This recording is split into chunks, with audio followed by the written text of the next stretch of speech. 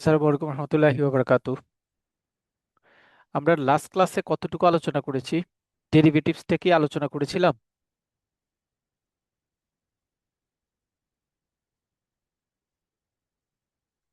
কেউ কি বলতে পারবেন লাস্ট ক্লাসে আমরা কতটুকু আলোচনা করেছিলাম? ডেরিভেটিভসটা কি আলোচনা করেছিলাম? ইনকোটার্মসটা আমরা আলোচনা করেছিলাম, ডেরিভেটিভস আলোচনা করেছিলাম। না ভাইয়া, ডেরিভেটিভ শুরু করেছিলেন, বাট এখান থেকে শেষ করলে ভালো হয়, নতুন করে শুরু করলে ভালো হয়। ওকে। আচ্ছা, ফরেন ট্রেডের জন্য আপনাদের সোমবারে একটা ক্লাস আছে, স্পেশাল ক্লাস, তাই না? মানে যেটা আমরা শুক্রবারে মিস করেছি সেই ক্লাসটা আমরা সোমবারে, সোমবারে আপনাদের একটা ক্লাস আছে, বুধবারে একটা ক্লাস আছে ওয়ান ব্যাংকের, শুধু বুধবারে ওয়ান ব্যাংকের ক্লাস আছে। সোমবারে রেগুলার আপনাদের শুক্রবারে যে ক্লাসটা মিস হয়েছে সেটা আমরা নিব। আমার ফরেন ফরেন ট্রেড নিয়ে আমাদের I am planning for four classes সামনে। আমরা আজকের ক্লাস এবং তারপরে নেক্সট সোমবারের একটা ক্লাসে আমরা মোটামুটি রেগুলার পড়াটা শেষ করব। নেক্সট উইকের আমাদের যে দুইটা ক্লাস থাকবে সেই দুইটা ক্লাস হচ্ছে আমাদের লোকাল রেগুলেশনস এবং ইন্টারন্যাশনাল রেগুলেশনস নিয়ে আমরা কথা বলবো। মানে highly highly highly concern about local regulations.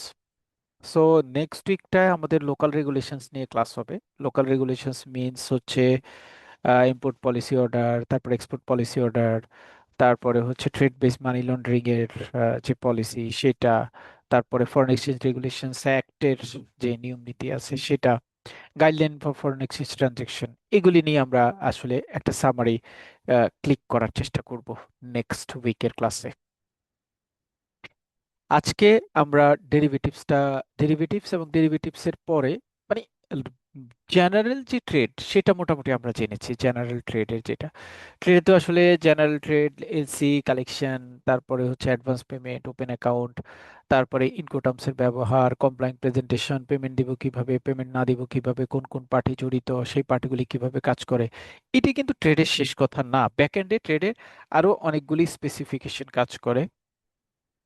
And কিছু জায়গায় আছে, মানে এক্সটেন্ডেড এবং স্মার্ট, ভিশনারি এবং ভিশনারি এবং ইন্টেলেকচুয়াল ডিসিশন মেকিং কিছু কাজও কিন্তু ট্রেডে হয়, যেটার জন্যই ট্রেডকে আমরা অন্য ডিভিশনগুলির তুলনায় একটু বেশি কেন প্রেস্টিজিয়াস বলি, এই কারণে। কারণ ট্রেডে যেটাকে খুব সুন্দর ভাষায় বলা হয় ফিউচার ফোরকাস্টিং রিলেটেড কিছু অ্যাক্টিভিটিস করতে হয়, যে ভবিষ্যতে মার্কেটটা এদিকে যাবে, সো এইদিকে গেলে আমি মার্কেটটাকে এইভাবে মুভ করব, আমি প্ল্যানটা এইভাবে করব, যেই প্ল্যানের মাধ্যমে আমি সেখান থেকে ফাইন্যান্সিয়াল গেইন করতে পারবো, ফাইন্যান্সিয়াল লসটাকে মিটিগেট করতে পারবো। এই প্ল্যানগুলিও কিন্তু ট্রেডের বিভিন্ন পোর্শনে করা হয়। এজন্য ট্রেডের সাথে ফরেন ট্রেজারির কানেক্টিভিটি রয়েছে। তারপরে হচ্ছে ট্রেডের সাথে ইন্টারন্যাশনাল মার্কেটে ট্রেডের বাহিরের কিছু ট্রানজ্যাকশনের সাথেও কানেক্টিভিটি রয়েছে। এই অ্যাপার্ট ফ্রম রেগুলার ট্রেড আরো বিভিন্ন ইন্ডিকেটর এবং আরো বিভিন্ন উইং ট্রেডের সাথে অ্যালাইনমেন্ট রয়েছে। এই উইংগুলির মধ্যে একটা খুব ইম্পর্টেন্ট উইং হচ্ছে ডেরিভেটিভস। ডেরিভেটিভসে আমাদের দেশে ডেরিভেটিভসের ইউজটা কম। আমাদের দেশে ডেরিভেটিভসের ইউজটা কম, এই জন্য আমাদের নলেজ লেভেলটাও ডেরিভেটিভস একটু কম। বাট ডেরিভেটিভসটা ইন্টারন্যাশনাল মার্কেটে খুবই রেপুটেড, প্রফিটেবল, এবং খুব স্মার্ট ব্যাংকার যারা, তারাই শুধুমাত্র ডেরিভেটিভ এক্সপার্ট হিসেবে কাজ করে। বিভিন্ন ধরনের ডেরিভেটিভস রিলেটেড বিভিন্ন ধরনের সার্টিফিকেট রয়েছে ইন্টারন্যাশনাল ট্রেড বা ইন্টারন্যাশনাল মার্কেটে। যারা ওই সার্টিফিকেটগুলি ক্যারি করতে পারে তারা সাধারণত ডেরিভেটিভ রিলেটেড এক্সপার্টাইজ হিসেবে কাজ করে। এখন আমাদের অত ওই লম্বা জায়গায় আমাদের যাওয়ার দরকার নেই। আমাদের কাজ হচ্ছে ডেরিভেটিভস কি এবং এইখানে কি কি ভাবে কাজ হয়। ডেরিভেটিভসের এখানে আমরা টোটালি আমরা আটটা টপিকস নিয়ে কথা বলবো।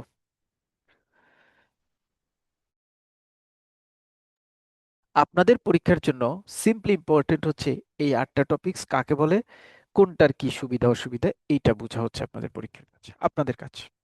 সো আপনাদের অত লম্বা হিস্ট্রি, ডেরিভেটিভস এর ইন্টারন্যাশনাল স্ট্রাকচার কি, এইটা সম্পর্কে না জানলেও চলবে, মানে অত ডিটেইল না জানলেও চলবে। আমাদের যে চারটা, মানে আটটা আইটেম নিয়ে আমরা কথা বলবো, সে আটটা আইটেমের মধ্যে একটা হচ্ছে ডেরিভেটিভস মানে কি জিনিস, স্পেকুলেশন মানে কি জিনিস, হেজ মানে কি জিনিস, আরবিট্রেশন মানে কি জিনিস। চারটা ওয়ার্ডের কথা বলেছি আমি, চারটা ওয়ার্ড।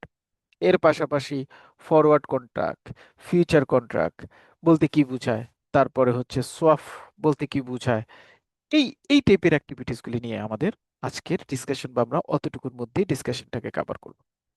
প্রথম হচ্ছে ডেরিভেটিভস মানে কি। ডেরিভেটিভস মানে হচ্ছে একটা ফাইন্যান্সিয়াল কন্ট্রাক্ট। ফাইন্যান্সিয়াল কন্ট্রাক্ট মানে কি? ফাইন্যান্সিয়াল কন্ট্রাক্ট মানে হচ্ছে দুইজন ব্যক্তির মধ্যে যে কোনো ধরনের যে কোনো একটা কন্ট্রাক্ট, যেই কন্ট্রাক্টটায় টাকা পয়সা লেনদেন থাকে সেটাকে ফাইন্যান্সিয়াল কন্ট্রাক্ট বলে।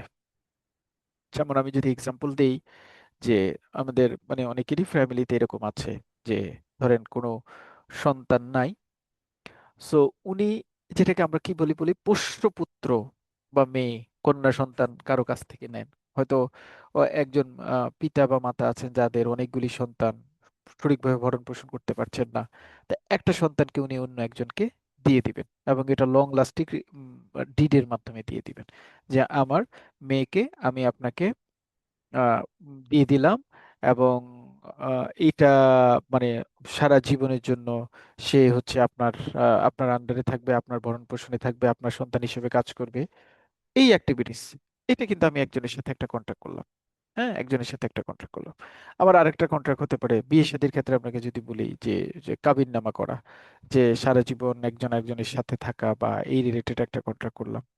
দুইটা কন্ট্রাক্ট, দুই রকম কন্ট্রাক্ট। থার্ড নাম্বার আরেকটা কন্ট্রাক্ট করলাম, যে আমি তোমার কাছ থেকে এত বস্তা চিনি কিনবো, তার এগেনস্টে প্রতি বস্তা চিনির দাম এত টাকা হবে, তুমি আমাকে চিনি দিবা, আমি তোমাকে এইটার মূল্য হিসাবে এই টাকাটা দেব। Three types of contract I have already discussed. তিনটা কন্ট্রাক্টের মধ্যে মাঝখানে contract is not directly related with financial obligations. মাঝখানের কন্ট্রাক্ট, লাস্টে যে কন্ট্রাক্ট, এটা পুরোটা ফাইন্যান্সিয়াল অব্লিগেশনস, মানে আমার কন্ট্রাক্টের নেচারটাই হচ্ছে ফাইন্যান্সিয়াল ইনভলভমেন্ট। সো ডেরিভেটিভস বললে আপনি শুধু কন্ট্রাক্ট, যে কোনো কন্ট্রাক্টকে ডেরিভেটিভ বলতে পারবেন না। ডেরিভেটিভ বলতে হবে যেই কন্ট্রাক্টের মধ্যে ফাইন্যান্সিয়াল গেইন, লস বা ফাইন্যান্সিয়াল মুভমেন্টটা যেটার মাধ্যমে ফ্লারিশেবল হয় বা মুভমেন্টের অ্যাক্টিভিটিসে পড়ে, তাকে আমরা ডেরিভেটিভস বলবো। তাহলে ডেরিভেটিভস হচ্ছে একটা ফাইন্যান্সিয়াল কন্ট্রাক্ট, যেই কন্ট্রাক্টের যেই কন্ট্রাক্টের এগেনস্টে কোনো না কোনো একটা অ্যাসেট বা বেঞ্চমার্ক বা যে কোনো একটা ডেটার উপর বেস করে আমি কন্ট্রাক্টটা করব। মানে কোনো একটা অ্যাসেট কিনবো, বিক্রি করব, অথবা কোনো একটা কোনো একটা ডিরেকশনের ক্ষেত্রে আমি বলবো যে এই বেঞ্চমার্কের এত টাকা তুমি আমাকে এই সময় দিবা, what ever it is. These contracts are agreed upon by two or more parties and can be traded on exchange and over the counter. Common usually asset include stock, bond, commodity, currency, interest rate and market index। এই যে এই কথাগুলি বলছে যে যেই কন্ট্রাক্টে financial involvement থাকে এবং যেই কন্ট্রাক্টে একটা আন্ডারলাইং অ্যাসেট থাকে, সেই কন্ট্রাক্টে বলা হয় ডেরিভেটিভস। তাহলে দুইটা কন্ডিশন, ডেরিভেটিভসের জন্য দুই বা ততোধিক পার্টি যে কন্ট্রাক্ট করবে সেটা ফাইন্যান্সিয়াল কন্ট্রাক্ট হবে, মানে সেখানে ফাইন্যান্সিয়াল ইনভলভমেন্ট থাকবে, নাম্বার ওয়ান। নাম্বার টু হচ্ছে সেই কন্ট্রাক্টের এগেনস্ট একটা আন্ডারলাইং অ্যাসেট থাকবে। আন্ডারলাইং অ্যাসেট মানে সেখানে stock, bond, share, currency, interest rate, money money index ইত্যাদি ইত্যাদি যে কোনোটাই থাকতে পারে। মানি ইন্ডেক্স মানে কি? মানি ইন্ডেক্স মানে হচ্ছে শেয়ার মার্কেট অথবা তেলের বাজারের দাম উঠানামার যে ইন্ডেক্স, সেটাকে বলা হয় মার্কেট ইন্ডেক্স। ডেরিভেটিভস সাধারণত কেন ব্যবহার করা হয়? ডেরিভেটিভস আমি কেন ব্যবহার করব? ডেরিভেটিভস ব্যবহার করব আমি সাধারণত আমার মার্কেট রিস্কটাকে মিটিগেট করার জন্য বা কমানোর জন্য আমি ডেরিভেটিভস ব্যবহার করি। সাধারণত ডেরিভেটিভসের মধ্যে যে যে কাজগুলি ব্যবহার করা হয়, যেই যে পারপাসে ডেরিভেটিভস ব্যবহার করা হয়, সেই পারপাসগুলি একটা হচ্ছে হেজিং, আরেকটা হচ্ছে স্পেকুলেশন, আরেকটা হচ্ছে arbitration. So what is derivatives, প্রশ্নটা যদি এরকম আসে, what is derivatives? Derivatives is a financial contract where an underlying asset is directly related and by that contract both party are keen to reduce their financial losses অথবা financial risks. তিনটা condition, তাহলে derivatives এর জন্য তিনটা condition, একটা হচ্ছে এটা financial contract হবে, দুই নম্বরে হচ্ছে এটার একটা আন্ডারলাইং অ্যাসেট থাকবে, তিন নম্বরে হচ্ছে এই কন্ট্রাক্টটা ফিউচারে তার ফাইন্যান্সিয়াল রিস্কটাকে মিটিগেট করার জন্য কাজ করবে। এই তিনটে জিনিস নিয়ে যেই মানে স্ট্রাকচারটা তৈরি হয় সেটাকে বলা হয় ডেরিভেটিভস। ডেরিভেটিভস বিভিন্নভাবে ব্যবহার করা হয়। এক নম্বর হচ্ছে হেজিং করা, এটা একটা ডেরিভেটিভস এর প্যাটার্ন। আরেকটা হচ্ছে স্পেকুলেশন করা, এটা হচ্ছে একটা ডেরিভেটিভস এর প্ল্যান।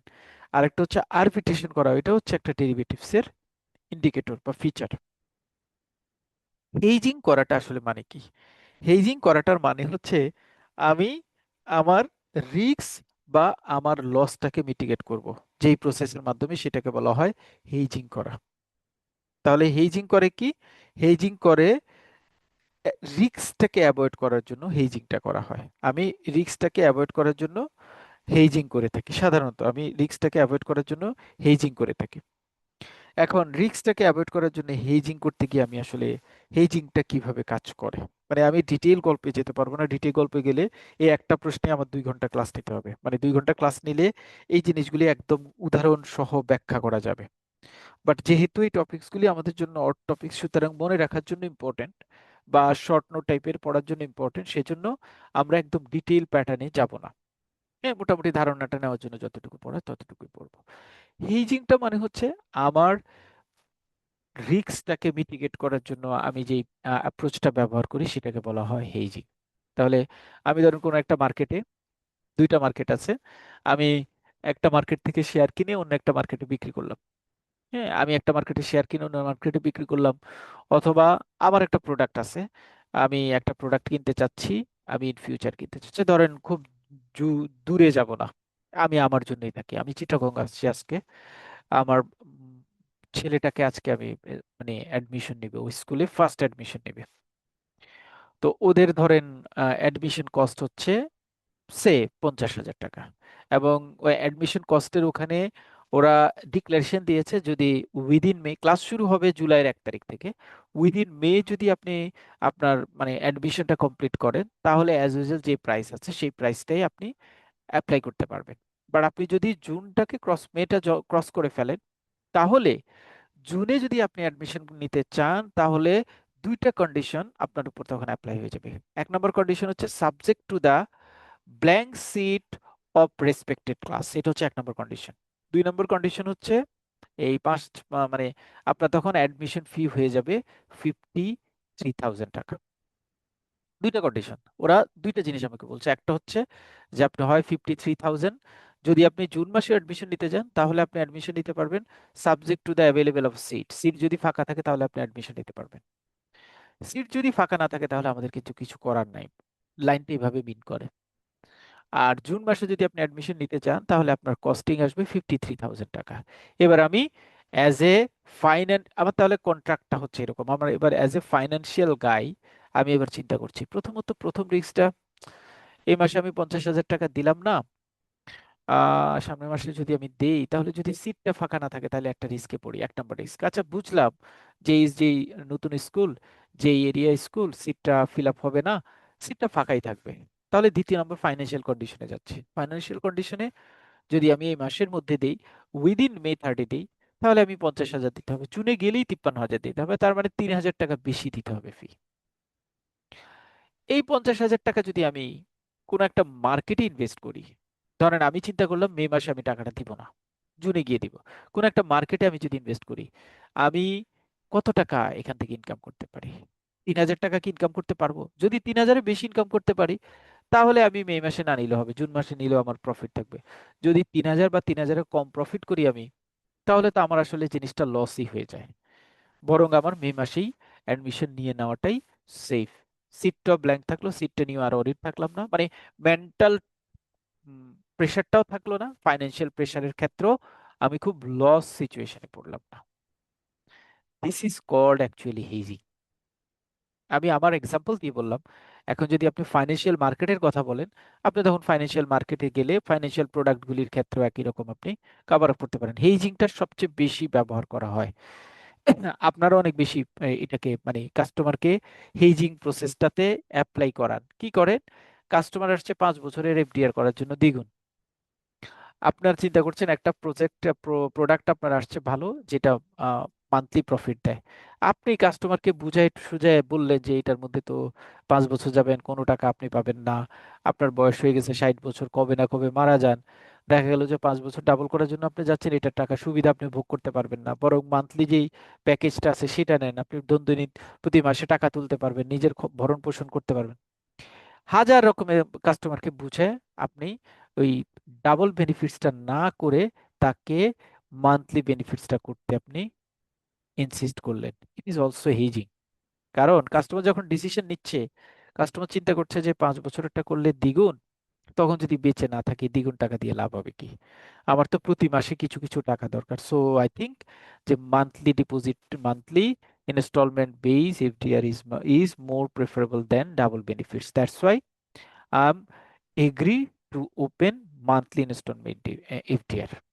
এটাও কিন্তু হেজিং, কারণ আমি ডাবল বেনিফিটস করলে যে লস, যে রিস্ক, সেটাকে মিটিগেট করার জন্য এই মান্থ ওয়াইজ ইনস্টলমেন্টের স্ট্রাকচারটা তৈরি করেছি। সো হেজিং হচ্ছে এমন একটা প্রসেস, যে প্রসেসে ফাইন্যান্সিয়াল ট্রানজ্যাকশনে যারা ইনভলভ থাকে, তারা তাদের ফিউচারের লস এবং ফিউচারের রিস্কটাকে কমানোর জন্য যেই কন্ট্রাক্টে ইনক্লুড হন, সেই কন্ট্রাক্টটাকে বলা হয় হেজিং।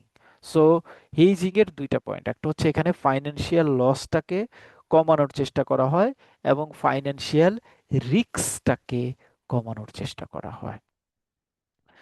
বরাবর আমি সবসময় একটা কথা বলি যে যে কোনো কন্ট্রাক্টে যে দুইজন পার্টি ইনভলভ থাকে, দুইজন পার্টি কিন্তু উইন উইন সিচুয়েশনে কন্ট্রাক্টটা সাইন করে। উইন উইন সিচুয়েশন মানে যিনি কন্ট্রাক্ট গিভার, মানে যিনি প্রোডাক্ট সেল করেন, তার মাথায়ও কাজ করে যে এই প্রোডাক্টটা আমি সেল করব, কারণ হচ্ছে এই প্রোডাক্টটা সেল করে আমি একটু প্রোডাক্টটা নিব, বা এই প্রোডাক্টটা অনেক দিন হয়ে গেছে, বা এটার মধ্যে এই সমস্যা আছে, সেই জন্য আমি এটা সেল করে দিচ্ছি, এবং এত টাকা দামে সেল করলে আমার জন্য ভালো। ওই টাকা দিয়ে কিনে যে কোনো একজন যখন আবার কিনেন, তার কাছেও বিভিন্ন ক্যালকুলেশনে সেই প্রোডাক্টটা বেস্ট বলেই কিন্তু সেই প্রোডাক্টটা তিনি কেনেন। হোক সেটা সেকেন্ড হ্যান্ড মোবাইল, হোক সেটা খুব পচা একটা ড্রেস, হোক সেটা ইনফেরিয়র গুডস, হোক হোক সেটা পচা খাবার, হোয়াট এভার ইট ইজ, যাই হোক না কেন। আমরা বলবো, আপনি বলবেন যে আমরা প্রায় বলি না যে ড্রেস কিনতে গেলে যে একটা ড্রেস দেখলাম ও বের করলো, আমি অনেক নাক তুলি, এইটা কে কিনবে ভাই, এই ড্রেসটা দোকানে তুলছেন। দোকানদার কিন্তু বলে যে এটা কেনারও লোক আছে। মানে প্রত্যেকটা জিনিসের কিন্তু আপনি যেটা আপনার বেস্ট সিলেকশন দিয়ে আপনি কিনছেন, অন্য একজনও কিন্তু আপনার পছন্দ হচ্ছে না, তার পছন্দ হচ্ছে, সে বেস্ট সিলেকশন দিয়ে এটা কিনতে পারে। আপনি চিন্তা করছেন যে বিভিন্ন ধরনের সংবাদ মাধ্যম পত্রিকা দেখছেন, পাঙ্গাস মাছকে এটা এটা খাওয়ায়, এটা খাওয়াটা ঠিক না, এটা মানে একদম শরীরের জন্য হানিকর, মানে সাত চাষের যে পাঙ্গাসটা, সো এটা কখনোই খাওয়া ঠিক না, আমি সবাইকে ডিসরিগার্ড করবো এটা খেতে না। বাজারে গিয়ে দেখবেন যে সবার আগে পাঙ্গাস মাছ সেল হয়, মানে এটা সবচেয়ে বেশি ভলিউমে সেল হয়। কারণ যারা লিমিটেড ইনকাম বা লোয়ার ইনকাম পার্সন আছে, তারা দেখা গেল যে রুই কাতল বা ওই মাছগুলি কিনাটা তাদের সাধ্যের মধ্যে পড়ে না, তখন তারা চিন্তা করে যে মাছ তো কিনতে হবে, মাছ খেতে হবে, সব পাঙ্গাস, ওয়াই নট পাঙ্গাস মাছ। দুজনের দুই রকম পার্সপেক্টিভ। আপনি রিজিট আছেন মানে প্রোডাকশন রিলেটেড ইস্যুর কারণে, না জীবন গেলেও পাঙ্গাস মাছ কিনবো না, আর ও কিন্তু দিব্যি হেসে খুলে টাকা খরচ করে পাঙ্গাস মাছ কিনছে। সো প্রত্যেকটা কন্ট্রাক্টে যে দুইজন কন্ট্রাক্ট সাইন করবেন, দুইজনই দুইজনের উইন উইন সিচুয়েশন থেকে সেই কন্ট্রাক্টটা সাইন করবেন, দুইজন দুইজনের জায়গা থেকে চিন্তা করবেন যে আমি ফাইন্যান্সিয়াল লস এবং রিস্কটাকে মিটিগেট করার জন্য এই কন্ট্রাক্ট করছি। So a contract which is reduce financial losses and financial risks for both parties, that is called hedging. Speculation মানে কি? স্পেকুলেশন হেজিং এর মতো না, ফিউচারকে প্রেডিক্ট করে না। স্পেকুলেশন হচ্ছে, এটাকে খুব সুন্দর বাংলা ভাষায় বলা হয় জুয়ারি মনোভাব। জুয়ারি মনোভাব মানে কি? জুয়া করে টাকা ইনকাম করে না যারা, জুয়া করে টাকা, জুয়া খেলা মানে কি? জুয়া খেলা মানে আমি তাস খেলতে বসলাম, আমি ভেটিং করলাম, vetting is like a speculation. আমি ভেটিং করব, যদি জিতি তাহলে আমি অনেক টাকা ইনকাম করব, যদি হারি তাহলে আমার অনেক টাকা লস হয়ে যাবে। আমি ধরেন একদিনে 10টা বেটিং করলাম, 10টা বেটিং থেকে আমি 6টা বেটিং এ জিতলাম, 4টা বেটিং হারলাম, অন এন এভারেজ আমি একটা প্রফিট নিয়ে মার্কেট থেকে বের হলাম। এটাকে বলা হয় স্পেকুলেশন। প্রাইস চেঞ্জের মাধ্যমে যখন আমি প্রফিট গেইন করার চিন্তা ভাবনা করি, এবং সেই ক্ষেত্রে আমি রিস্কটাকে অ্যাডাপ্ট করি, মানে রিস্ক নিব আমি, রিস্ক নিয়ে প্রফিটটাকে বাড়ানোর জন্য প্রাইস চেঞ্জটাকে কনসিডার করে যেই কন্ট্রাক্ট অ্যাভেল করা হয়, সেটাকে বলা হয় স্পেকুলেশনস। স্পেকুলেশনসের অনেক উদাহরণ আছে, যেমন শেয়ার মার্কেটের স্পেকুলেশন আছে। আমি একটা শেয়ার কিনেছি অনেক কম দামের মধ্যে, অনেক বেশি দামে কিনে আমি এটার মধ্যে মার্কেটের মধ্যে একটা বাফার ক্রিয়েট করলাম যে শেয়ারের দাম আরো বাড়বে। খুব অল্প সময় যখন প্রাইসের দাম বাড়লো, তখন আমি সেই শেয়ারটা মার্কেটে সেল করে দিয়ে আহ, আমি মার্কেট থেকে বের হয়ে গেলাম। এটা হচ্ছে স্পেকুলেশন। স্পেকুলেশনের তিনটা জিনিস। এক নম্বর কথা হচ্ছে, এখানে রিস্কটাকে যিনি স্পেকুলেশন করবেন, স্পেকুলেটর, তিনি এই ট্রানজেকশনের রিস্ক আছে এটা ধরে নেবেন। সো আমি, যেখানে রিস্ক বেশি সেখানে রিটার্নও বেশি, আমরা জানি রিস্ক এবং রিটার্নের মধ্যে সম্পর্কটা জানি। সো আমি রিস্ক বেশি নিচ্ছি, আমার রিটার্নও আমি বেশি পাবো। আর এই রিটার্নটা সাধারণত আসবে কোথা থেকে? এই রিটার্নটা আসবে দুইটা প্রোডাক্টের প্রাইসের গ্যাপ থেকেই সাধারণত এই রিটার্নটা আসবে। স্পেকুলেশনের ক্ষেত্রে ইন্টারনালি পলিটিক্যাল, তারপরে হচ্ছে নেপোটিজম, তারপরে হচ্ছে আমলাতান্ত্রিক ইস্যুজ, এই ইস্যুসগুলি হরহামেশাই কাজ করে। খুব দ্রুত সময় ধনী হওয়ার প্রসেস হচ্ছে স্পেকুলেশন। বিটিং, জুয়ারি, এগুলি সব স্পেকুলেশনের কাজ। বিটিং, জুয়ারি, আরেকটা হচ্ছে ইনসাইডার ট্রেডিং বলে এটাকে, insider trading. All are directly include with speculation. Arbitration, thank you so much. Arbitration means what?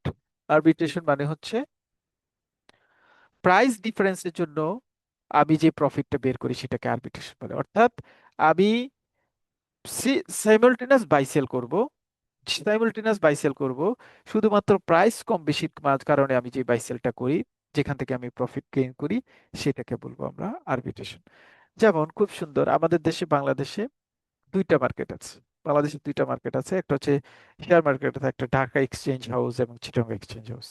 আমি দেখলাম যে যদি ফ্রিলি ট্রানজাকশন করা যায়, আমি দেখলাম যে ঢাকা এক্সচেঞ্জ হাউসে একটা শেয়ারের দাম, বেক্সিমকো ফার্মা শেয়ারের দাম 13 টাকা 10 পয়সা। আমার কাছে 1,000 শেয়ার আছে। আমি দেখলাম যে আহ, চিটাগং মার্কেটে এই শেয়ারের দামই 13 টাকা 40 পয়সা, 30 টাকা 30 পয়সা বেশি। তো আমি এই মার্কেট থেকে শেয়ারটা কিনে নিলাম, কারণ আমি গেস করলাম যে ওই মার্কেটে শেয়ারের দাম বেড়েছে, সুতরাং এই মার্কেটে পারবো, কিনলাম। কেনার পরে দেখা গেলো যে এই মার্কেটে শেয়ারের দাম বাড়লো, অথবা এই মার্কেট থেকে বিক্রি করে আমি অন্য মার্কেটে কিনলাম, হলো। এইটা হচ্ছে আহ আরবিট্রেশন। দুইটা মার্কেট, দুইটা মার্কেটে শুধুমাত্র প্রফিট, মানে রেটের গ্যাপ থাকার কারণে যে প্রফিট টার্ন করা হয় সেটাকে বলা হয় আরবিট্রেশন, এবং এটা কিন্তু রিস্ক ফ্রি। এইটা রিস্ক ফ্রি প্রফিট। দুইটা মার্কেট, আমার কাছে দুইটা মার্কেট আছে। আমি দুইটা মার্কেটে দেখলাম যে এই মার্কেটে আমার লাভ আছে, এই মার্কেটে আমার লস নাই, সুতরাং আমি ওই মার্কেটে সেল করে দিই। এই মার্কেটে সেল করে যে টাকা পেলাম ওই মার্কেটে কিনে নিলাম, ওই মার্কেটে আবার যখন দাম বাড়বে তখন সেল করে এই মার্কেটে দিলাম। অর্থাৎ দুইটা মার্কেটের কম্বিনেশনের মাঝখানে থেকে যদি আমি প্রাইস চেঞ্জের জন্য যে লাভ বা লসটা নেই সেটাকে বলে আরবিট্রেশন। আরবিট্রেশন আরো সুন্দর আছে এক্সাম্পল, সেটা কোথায়? আরবিট্রেশন আরেকটা সুন্দর জায়গা আছে, সেটা হচ্ছে, যদিও আমরা আমাদের অ্যাক্টিভিটিস এগুলিকে আরবিট্রেশনে ঢুকাই, বাট এগুলি আরবিট্রেশন না। মাছ কিনতে গেছেন কখনো কেউ ওই যে ইয়েতে, উম, পাইকারি বাজারগুলিতে কেউ গেছেন? এখানে পাইকারি বাজার থেকে মাছ কিনতে গেছেন কেউ? এবং ওখানে মিডল ম্যান বলতে তো একটা গ্রুপ থাকে, যেটাকে সুন্দর ভাষায় দালাল বলি। গরু কিনতে গেছেন কেউ বাজারে? কোরবানির গরু, কোরবানির গরু বাজারে কিনতে গেছেন? কেউ যান নাই? কোরবানির গরু কিনতে যান নাই কেউ বাজারে? সর্বনাশ, ম্যাডামরা না হয় না গেলেন, ছেলেরা তো যাওয়ার কথা। ওখানে আসলে হয় কি, দালাল স্যাররা যারা থাকেন তারা কি করে, তারা যারা যারা সেলার, তাকে বলে দেয় যে তোমার গরুর দাম কত? 1 লাখ টাকা। আমি কিন্তু নকশা ক্রিয়েট করব, নকশা ক্রিয়েট করে এটা যত দামে বেশি বিক্রি করতে পারি, তুমি 1 লাখ পাবা, আমার কাছ থেকে এটা কিন্তু বাকিটুকু আমারে দিবা। ঠিক আছে, কোনো সমস্যা নেই। কোনো রিস্ক আছে? যিনি মিডলম্যান, এই দালাল, তার কোনো রিস্ক আছে? কোনো রিস্ক নাই। কি করছে? গরু কিন্তু, যিনি গরুর মালিক তিনি গরু নিয়ে বসে আছেন, আর যিনি মিডলম্যান তিনি কিন্তু তাকে বলছেন তোমার গরুর দাম কত হলে তুমি বিক্রি করবা? 1 লাখ টাকা। ঠিক আছে, গরু তোমার কাছে, কোনো কথা নাই। 1 লাখ টাকার বেশি দামে যদি আমি এই গরুটা তোমার বিক্রি করে দিতে পারি কারো কাছে, ওই টাকাটা কিন্তু তুমি আমাকে দিতে হবে। গরু ব্যবসায়ী তো কোনো সমস্যা নেই, কিরে ভাই গরু বিক্রি হয় না, 1 লাখ টাকা আমি চাচ্ছি ভাইয়া বিক্রি করতে। দুপুরে চলে আসেন, হ্যাঁ, খাওয়া দাওয়া করে যান। আমি এর চেয়ে বেশি দামে যদি গরু বিক্রি করতে পারি কোনো সমস্যা নেই। ওকে, ভালো কথা। এখন এই দালাল কি করে? দালাল করে কি, একজন আসছে গরু কিনতে, সে গরুর দাম কত, গরু চেক করলো, সবকিছু চেক করার পরে গরুর দাম কত, এখন যিনি বিক্রি করছে তিনি বলল যে গরুর দাম হচ্ছে 1,20,000 টাকা। ওকে, এখন যিনি গরুটা কিনবেন তিনি বললেন 95,000 টাকা, 96,000 টাকা, 97,000 টাকা, 98,000 টাকা।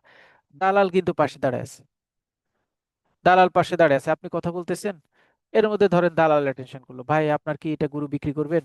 এখন যিনি অরিজিনাল কিনতে আসছেন তিনি তো পাশে দাঁড়ায় আছেন, আমি তো কথা বলতেছি, ও আচ্ছা আচ্ছা ঠিক আছে কথা বলেন। আচ্ছা এটা কথা বলতেছেন, কথা বলার আচ্ছা, আপনি ভাই 99,000 টাকা দিলে দিবেন? অরিজিনাল যিনি গরু কিনবেন তার কথা, 99,000 টাকা দিবেন? গরু বিক্রেতা বলছে যে না, 99,000 টাকা দিব না। এবার দালাল বলতেছে মার্কেটে তো গরুর দাম বেশি, এই গরুটা তো আসলে অনেক সুন্দর, এই তুমি একদম কত দিবা বলো তো? 1,03,000 টাকা দিব আমি, দিবে? আর কোনো দাম বাড়াবাড়ি করা যাবে না একদম? না, 3,000 টাকা, 1,03,000 টাকা দিব না। এখন যিনি অরিজিনাল মালিক তার কাছে কিন্তু যিনি পাশে দাঁড়াচ্ছে, কি ব্যাপার, আমি 99,000 টাকা বললাম, ঝগড়া বিবাদ করবে। গরুর দাম কিন্তু 1,03,000 টাকা উঠে গেছে, গরুর দাম কিন্তু 1,03,000 টাকা উঠে গেছে। এখন গরু যিনি বিক্রি করবেন, আমি স্যার কিছু জানি না, আপনি যদি নেন তাহলে 1,05,000 টাকার নিচে আমি গরু বিক্রি করবো না। এখন যিনি অরিজিনাল গরুটা কিনতে চাচ্ছেন তিনি চিন্তা করলেন যে আমার গরুটা পছন্দ হয়েছে, গরুটা দেখতেও ভালো, 1,03,000 টাকা যেহেতু অন্য একজন দাম তুলে ফেলছে, এখন যদি আমি না নেই, সে তো ম্যানেজ করে এটা হয়তো 1,03,000, 4,000 টাকা বা এটা ওইটা দিয়ে নিয়ে নিবে। ক্লোজলি আমি এক কাজ করি, 3,000 যেহেতু ও বলছে, গরু বিক্রেতা বলছে 5,000 কমে বিক্রি করবে না, আমি মাঝখানে একটা দাম বলে দিই, 1,04,000 টাকা গরু তুমি আমার দিয়ে দাও। না স্যার এটা তো হয় না, আরে খৈল ভুসির দাম কত বেড়ে গেছে, আপনারা যে কি বলেন না না বলেন, এই হইছে ওই হইছে। দোকানদার আবার দেখেন ভালো সাজার জন্য যিনি মিডলম্যান দালাল, তারে বলছে "এই আপনি কি 1,04,000 দিয়ে নিবেন?" না, 1,04,000 দিয়ে আমি নিব না, স্যার যেহেতু নিতে বলছে স্যারকে দিয়ে দেন 1,04,000। শেষ, 1,04,000 টাকা গরু বিক্রি হয়ে গেছে। গরুর অরিজিনাল মালিক পেল 1,00,000 টাকা, মানে গরু যিনি বিক্রি করলো তিনি পেলো 1,00,000 টাকা, আর আমাদের যে স্যার মাঝখানে একটু কথা টথা বলছেন তিনি পেলেন 4,000 টাকা। মাছ বাজার, গরু বাজার, বাংলাদেশে যত বাজার আছে সবগুলি বাজারের এই মিডলম্যানরা কিন্তু কাজ করে। তার কিন্তু কোনো রিস্ক নাই, গরুর টাকা কি সে দিছে? 1 টাকাও সে দেয় নাই। That's why it is called risk free. Profit, yes, এখানে প্রফিট রিলেটেড।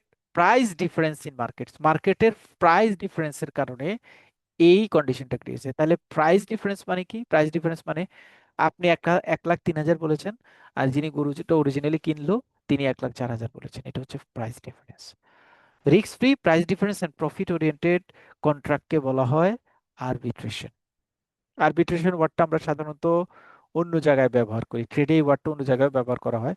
আরবিট্রেশন হচ্ছে আরেকটা প্রসেস, যেই প্রসেসে আপনি আপনার যদি ট্রেড রিলেটেড কোনো ট্রানজাকশনে কোনো ডিসপিউট ক্রিয়েট হয়, তাহলে ডিসপিউটটা আইনগত কোনো সংস্থার কাছে প্রদান না করে, আইনগত কোনো সংস্থার কাছে প্রদান না করে, মানে ধরেন কেস না করে, মামলা না করে, যখন কোনো চেয়ারম্যান মেম্বার বা এলাকার গণ্যমান্য ব্যক্তি বা ফাইন্যান্সিয়াল অ্যাডভাইজারদের মাধ্যমে যদি সেটা সলিউশন করেন, সেই ধরনের প্রসেসকে বলা হয় আরবিট্রেশন।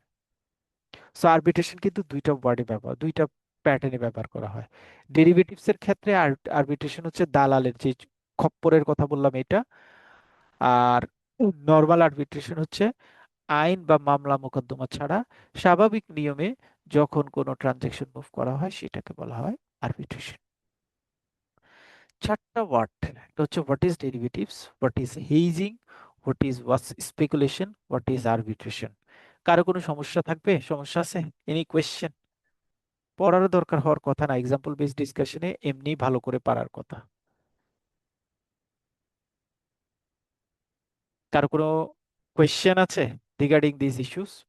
এটা কিন্তু খুব ইম্পর্টেন্ট টপিকস, বিকজ এই এই হেজিং, স্পেকুলেশন, আরবিট্রেশন কিন্তু আমাদের মার্কেটে খুব বেশি ব্যবহার হয় না, কিন্তু দেখেন প্র্যাকটিক্যাল লাইফে কিন্তু অনেক বেশি ব্যবহার হয়। প্র্যাকটিক্যাল লাইফে কিন্তু আমরা অ্যাজ ইউজুয়াল এই এই এই স্পেকুলেশনস, হেজিং, আরবিট্রেশন ইস্যুসগুলির সাথে কিন্তু জড়িত থাকি। সো আমরা কাভার করেছি চারটা জিনিস: ডেরিভেটিভস কাকে বলে উদাহরণ, ফিচার; হেজিং কাকে বলে উদাহরণ, ফিচার; স্পেকুলেশন কাকে বলে উদাহরণ, ফিচার; আরবিট্রেশন কাকে বলে উদাহরণ, ফিচার। উদাহরণগুলি আপনাদের মানে পড়াটা মনে রাখতে হেল্প করবে, আপনাকে পড়াটা মনে রাখতে হেল্প করবে। আর অন্য জায়গায় খুব বেশি মানে দেখা দেখা গেল যে আপনি লিখতে গেলে খুব সহজেই লিখতে পারবেন। Now we are moving different types of derivatives. Different types of derivatives এর মধ্যে আমরা সাধারণত যে সকল ডেরিভেটিভস দেখতে পাই, যে সকল কন্ট্রাক্টের ক্ষেত্রে ডেরিভেটিভস অ্যাপ্লাই হয়, একটা হচ্ছে ফিউচার কন্ট্রাক্ট, একটা হচ্ছে অপশন কন্ট্রাক্ট, আর একটা হচ্ছে ফরওয়ার্ড কন্ট্রাক্ট, আর লাস্টে হচ্ছে সোয়াপ কন্ট্রাক্ট বা কারেন্সি কন্ট্রাক্ট হিসেবে আরেকটা কন্ট্রাক্ট হিসেবে ব্যবহার করা হয় সোয়াপ কন্ট্রাক্ট। সোয়াপ কন্ট্রাক্টের মধ্যে সোয়াপ কন্ট্রাক্টের ক্ষেত্রে ইন্টারেস্ট রেট সোয়াপ হয়, তারপরে কন্ট্রাক্ট বেসিসে সোয়াপ হয়, দুই ধরনের সোয়াপের নিয়ে কাজ করা হয়। সো আমরা এখন চার ধরনের কন্ট্রাক্টে ডেরিভেটিভস এর ইউটিলাইজেশন পড়ব। একটা হচ্ছে ফিউচার কন্ট্রাক্ট, একটা হচ্ছে অপশন কন্ট্রাক্ট, আরেকটা হচ্ছে ফরওয়ার্ড কন্ট্রাক্ট, আর আরেকটা হচ্ছে সোয়াপ কন্ট্রাক্ট। আচ্ছা, আমাকে একটু এনশিওর করেন আমি কি লম্বা ক্লাসে যাব কিনা, বিকজ এই টপিকস গুলি কিন্তু আপনারা এমনি আমি বললে ওরকম বুঝবেন না, মানে একটা পড়াটা মনে থাকবে আর কি। ফিউচার কন্ট্রাক্ট বলতে একটা জিনিস আছে, যদি আমরা এক্সাম্পল বেস ডিসকাস করি তাহলে কন্ট্রাক্টের মূল জিসটা আপনার মাথায় থাকবে, but it will take time. এটা কিন্তু একটু লম্বা সময় লাগবে, মানে চারটা কন্ট্রাক্ট, চারটা কন্ট্রাক্ট, চারটা গল্প। সো আমাকে একটু, কারণ আবার গল্প তো আপনি পরীক্ষায় আসলে লিখবেন না, সত্যি কথা। যদি আপনাদের পরীক্ষা আসবে, ধরেন ফরওয়ার্ড কন্ট্রাক্ট এবং ফিউচার কন্ট্রাক্টের মধ্যে পার্থক্য কি, এটা কিন্তু কখনো আসবে না ফিউচার কন্ট্রাক্ট নিয়ে একটা গল্প লেখেন, উদাহরণটা বিস্তারিতভাবে ব্যাখ্যা করেন, এটা আসবে না। এখন আমাকে আগে ইনশিওর করেন যে আমরা, যেহেতু এই চারটা টপিকস আমাদের জন্য হচ্ছে ডেফিনেশন বেসড ডিসকাশনের জন্য, হয়তো একটা ডেফিনেশন আসবে, ফিউচার এবং ফরওয়ার্ড কন্ট্রাক্টের মধ্যে একটা পার্থক্য আসতে পারে, এতটুকুই আসবে পরীক্ষায়, আমরা কি এক্সাম্পল বেসড ডিসকাশনে যাব কিনা? ভাইয়া এক্সাম্পল বেচ যান, তার কারণ যে আমাদের তো এটা শিখতে হবে এবং হচ্ছে এটা যাতে মানে একদম ভুলে না যায়, নিজের মতো করে যাতে আয়ত্ত করে নিতে পারে, সেজন্য মনে এক্সাম্পল বেস গেলে ভালো হয়। আচ্ছা, সো আমরা আহ, যদি এক্সাম্পল, আমরা যদি এক্সাম্পলে যাই, তাহলে আচ্ছা এক্সাম্পল বেসড ডিসকাশনটাই যাই, এক্সাম্পল বেসড ডিসকাশন। আমরা চারটার ক্ষেত্রে চারটা উদাহরণ দিব এক্সাম্পল বেস, দুইটা অ্যাক্টিভিটিজ এর ক্ষেত্রে। প্রথম আমরা ফরওয়ার্ড কন্ট্রাক্টটা নিয়ে আলোচনা করব। প্রথমে forward contract. Forward contract is closely related with future contract. Forward contract future কন্ট্রাক্টের সাথে একদম ক্লোজলি রিলেটেড। সো আমরা ফরওয়ার্ড কন্ট্রাক্ট নিয়ে এখন ডিসকাস করব। What is forward contract? Forward contract হচ্ছে, ধরেন আমি প্রথমে এক্সাম্পলটা দিয়ে আগাই। এক্সাম্পলটা দিলাম, ধরেন আমি গার্মেন্টসের মালিক, দুজন ব্যক্তির কথা বললাম। একজন ব্যক্তি হচ্ছে কামাল ভাই, কে, ইনি গার্মেন্টসের মালিক, গার্মেন্টস মানে পোশাক আশাক তৈরি করেন। আর মাহমুদ ভাই, ইনি হচ্ছেন সুতা বানান, সুতা, কটন মেকার, সুতা বানান। কামাল সাহেব হচ্ছে গার্মেন্টস এর মালিক, তিনি হচ্ছে পোশাক তৈরি করেন। আর মাহমুদ সাহেব হচ্ছে সুতা তৈরি করেন, সুতা বানান। এখন দুইজন, কিন্তু আমি কিন্তু আমার একটা কথা কিন্তু সবার জন্য খুব ইম্পর্টেন্ট, যে দুইজন দুইজনের ধাঁচে ব্যবসা করেন, দুইজন দুইজনের বিজনেসের উইক পয়েন্ট জানেন, দুইজন দুইজনের ফাইন্যান্সিয়াল স্ট্রাকচার জানেন। ওই যে একটু আগে বললাম যে যিনি পাঙ্গাস মাছ কিনেন, আপনার পাঙ্গাস মাছ অ্যানালাইসিস করে দেখেছেন যে পাঙ্গাস মাছে এই সমস্যা, ওদেরকে একটা নির্দিষ্ট জায়গায় আর্টিফিশিয়াল ওষুধ দিয়ে বা ফুড দিয়ে ওদেরকে দ্রুত বড় করা হয়। সো এটা আমাদের শরীরের জন্য ক্ষতিকর, আপনি অ্যানালাইসিস করে বের করছেন, আপনি পাঙ্গাসের দোকানেও যাচ্ছেন না। আবার আরেকটা গ্রুপ কিন্তু খুব হাসি মুখে পাঙ্গাস কিনছে। সো দুইজনের বিজনেস ট্রেন্ডটা কিন্তু দুইজনের কাছে দুই রকম। কামাল সাহেব যিনি গার্মেন্টসের মালিক, তার বিজনেস তার কাছে। মাহমুদ সাহেব যিনি সুতার মালিক, সুতা তৈরি করেন, তার বিজনেস তার কাছে। মাহমুদ সাহেবের সুতা তৈরির একটা ফ্লোরে অনেক কেজি, প্রায় 50 কেজি সুতা অনেক দিন ধরে পড়ে আছে। খেয়াল করবেন কথাটা, মাহমুদ সাহেবের সুতাটা অনেক দিন ধরে পড়ে আছে। এখন মাহমুদ সাহেব চিন্তা করছেন যে সুতাটা তো অনেক দিন হয়ে গেছে, সুতা সাধারণত একটা নির্দিষ্ট ডিউরেশন গেলে কালার চেঞ্জ হয়ে যায়, অথবা যতখানি ফ্লেক্সিবল থাকার কথা অতখানি ফ্লেক্সিবল থাকে না।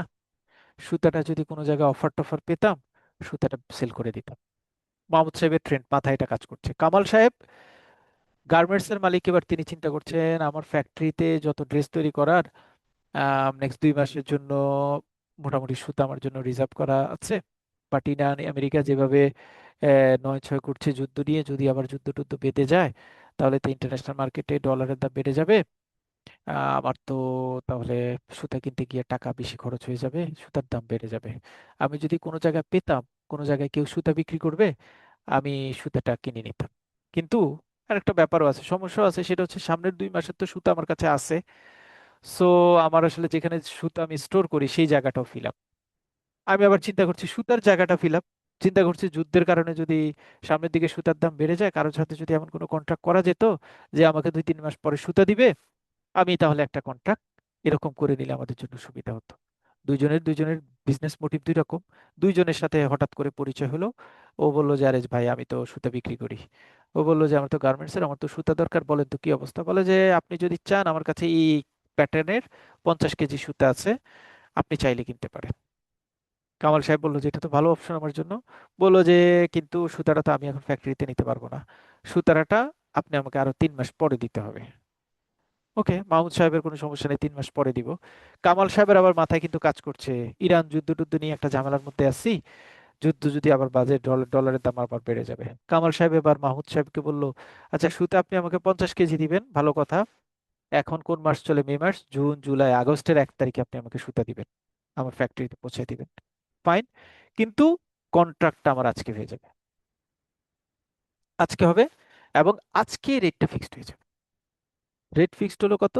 50 কেজি সুতার দাম, আমি ধরলাম যে 50 কেজি সুতা, প্রতি কেজি সুতার দাম হচ্ছে $10 করে, $500। ঠিক আছে, $500 সুতার দাম। এবার আমি আবার ফিক্সড করলাম, $500 বললে শুধু হবে না, আজকের মার্কেটে $1 দাম হচ্ছে 122 টাকা। সুতরাং আজকের দিনের 122 টাকা করে, $500 যত টাকা হয় তত টাকা ঠিক আগস্ট মাসের 1 তারিখে আমি আপনাকে প্রোভাইড করব, আপনি আমাকে সুতা হ্যান্ড ওভার করবেন। কামাল সাহেব এই অফারটা দেওয়ার সাথে সাথে কামাল সাহেবের মাথায় কাজ করছে দুইটা, 3 মাস পরে যদি যুদ্ধ সত্যি লাগে, 3 মাস পরে এই ডলারের রেট হয়ে যাবে 125 টাকা। So আমি এখন যদি ডলারের রেটটা ফিক্সড করে রাখতে পারি, এটা আমার জন্য বেনিফিটস, 1 নম্বর। 2 নম্বর, ডলারের রেট বেড়ে গেলে সুতার কস্টিংও তো বেড়ে যাবে, সুতরাং সুতার দামও বেড়ে যাবে। সো 50 কেজি সুতা যদি আমি এখন অ্যাডভান্স করে ফেলতে পারি, আমার জন্য ভালো। কামাল সাহেব তো কামাল সাহেবের চিন্তা করলেন, এবার মাহমুদ সাহেব কি চিন্তা করবেন? সুতাটা তো অনেকদিন ফ্যাক্টরিতে পড়ে আছে, কালার টালার নষ্ট হয়ে যাবে 3 মাস পরে, বা আরো ঝামেলা টামেলা বের হবে।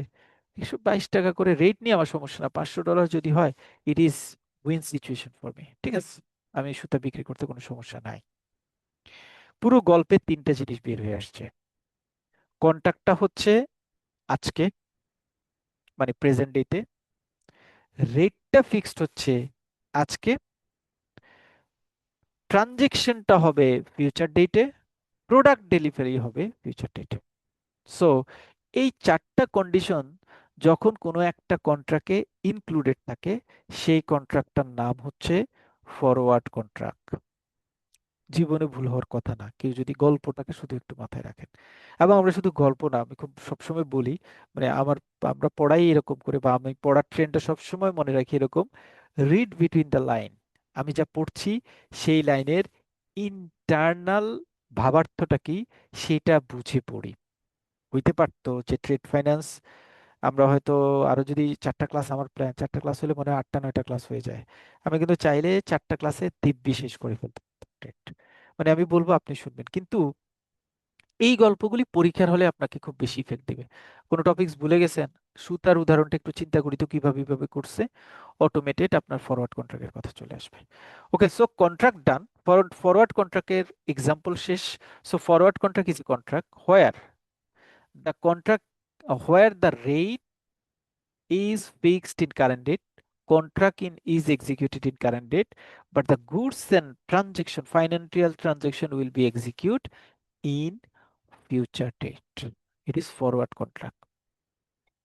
ফরওয়ার্ড কন্ট্রাক্টকে খুব স্মার্ট কন্ট্রাক্টে এক অ্যাঙ্গেলে বলতে পারবো না, মানে আমি এখন মুভ করব ফিউচার কন্ট্রাক্টে, এক অ্যাঙ্গেলে ফরওয়ার্ড কন্ট্রাক্টকে স্মার্ট কন্ট্রাক্ট বলতে পারবো না। অ্যাঙ্গেলটা কি? অ্যাঙ্গেলটা হচ্ছে, ধরেন মাহমুদ সাহেবের সাথে আমি কন্ট্রাক্ট করলাম যে ও আমাকে সুতা দিবে, আমিও সামনের 2 মাস সুতা কিনলাম না, কামাল সাহেব চিন্তা করলো লাভ হলো, ঠিক আছে ভালো কথা। সুতা আগস্টের 1 তারিখে ডেলিভারি হওয়ার কথা, জুলাইয়ের 30 তারিখে কোনো কারণে মাহমুদ সাহেবের ফ্যাক্টরিতে আগুন লেগে সেই সুতাটা পড়ে গেছে, হতে পারে এরকম। অথবা মাহমুদ সাহেবের ফ্যাক্টরি ধরেন এমন একটা এলাকায়, মহাখালী, যে নোয়াখালীর দিকে হয়েছিল না, ফেনীর দিকে এমন বন্যা যে একতলা বিল্ডিং পর্যন্ত ডুবে গেছে, আপনার সুতা রেখেছেন একতলায়, বৃষ্টির পানিতে এসে সুতার কালার চেঞ্জ হয়ে গেছে। এখন তো আপনি ঝামেলার মধ্যে পড়ে গেলেন যে এই সুতাটা কামাল সাহেবকে দিতে পারবো না, কারণ কন্ট্রাক্টে এই সুতার কথা বলা নাই। এরকম একটা ঝামেলা কিন্তু হতে পারে। যখন বোনাফাইড দুজন ব্যক্তি কোনো কন্ট্রাক্ট করে, যখন বোনাফাইড দুজন ব্যক্তি কোনো কন্ট্রাক্টে ইনভলভ হন, তখন সেই কন্ট্রাক্টে একটা রিস্ক থাকে। সেই রিস্কটা হচ্ছে নন ডেলিভারি রিস্ক। এই রিস্কটাকে মিটিগেট করার জন্য নতুন এক ধরনের কন্ট্রাক্ট ক্রিয়েট হয়। সেই কন্ট্রাক্ট নামে হচ্ছে ফিউচার কন্ট্রাক্ট। ফিউচার কন্ট্রাক্ট কি করে? কামাল সাহেব ঠিক আছে, তার সুতা দরকার 2 মাস পরে, ফ্যাক্টরিতে সুতা আসলে ভালো হবে, সে এই সকল জিনিস চিন্তা করে একটা কমন মার্কেট আছে, যেই মার্কেটে সে একটা ইনভয়েস শো করে বা অথবা সে জানায় যে আমার এই কালারের এত কেজি সুতা আমার লাগবে এমন তারিখে, এটার রেটটা এত টাকায় আমি ফিক্সড করব, যদি কেউ বিক্রি করতে চায় তাহলে আমাকে একটু জানায়। এই মার্কেটে আমি জানালাম। মাহমুদ সাহেবও এই সুতার গল্পটা এই মার্কেটে শো করলেন, দুজনেই শো করলেন। এই মার্কেটে কামাল সাহেবের মতো আরো শ শ কামাল সাহেব, তাদের পজিশনটা এখানে যাবে। মাহমুদ সাহেবের মতো আরো কয়েকশো মাহমুদ, তাদের কন্ডিশনটা এখানে যাবেন জানাবেন। এই এক্সচেঞ্জ হাউস মূলত এই বিভিন্ন জনের অর্ডার নিবে এবং তাদের ডেলিভারিটা এক্সিকিউট করবে। Share market one kinds of future contract contract market. একজন বাই করে, আরেকজন সেল করে, এবং সেটাকে তারা কোঅর্ডিনেট করে।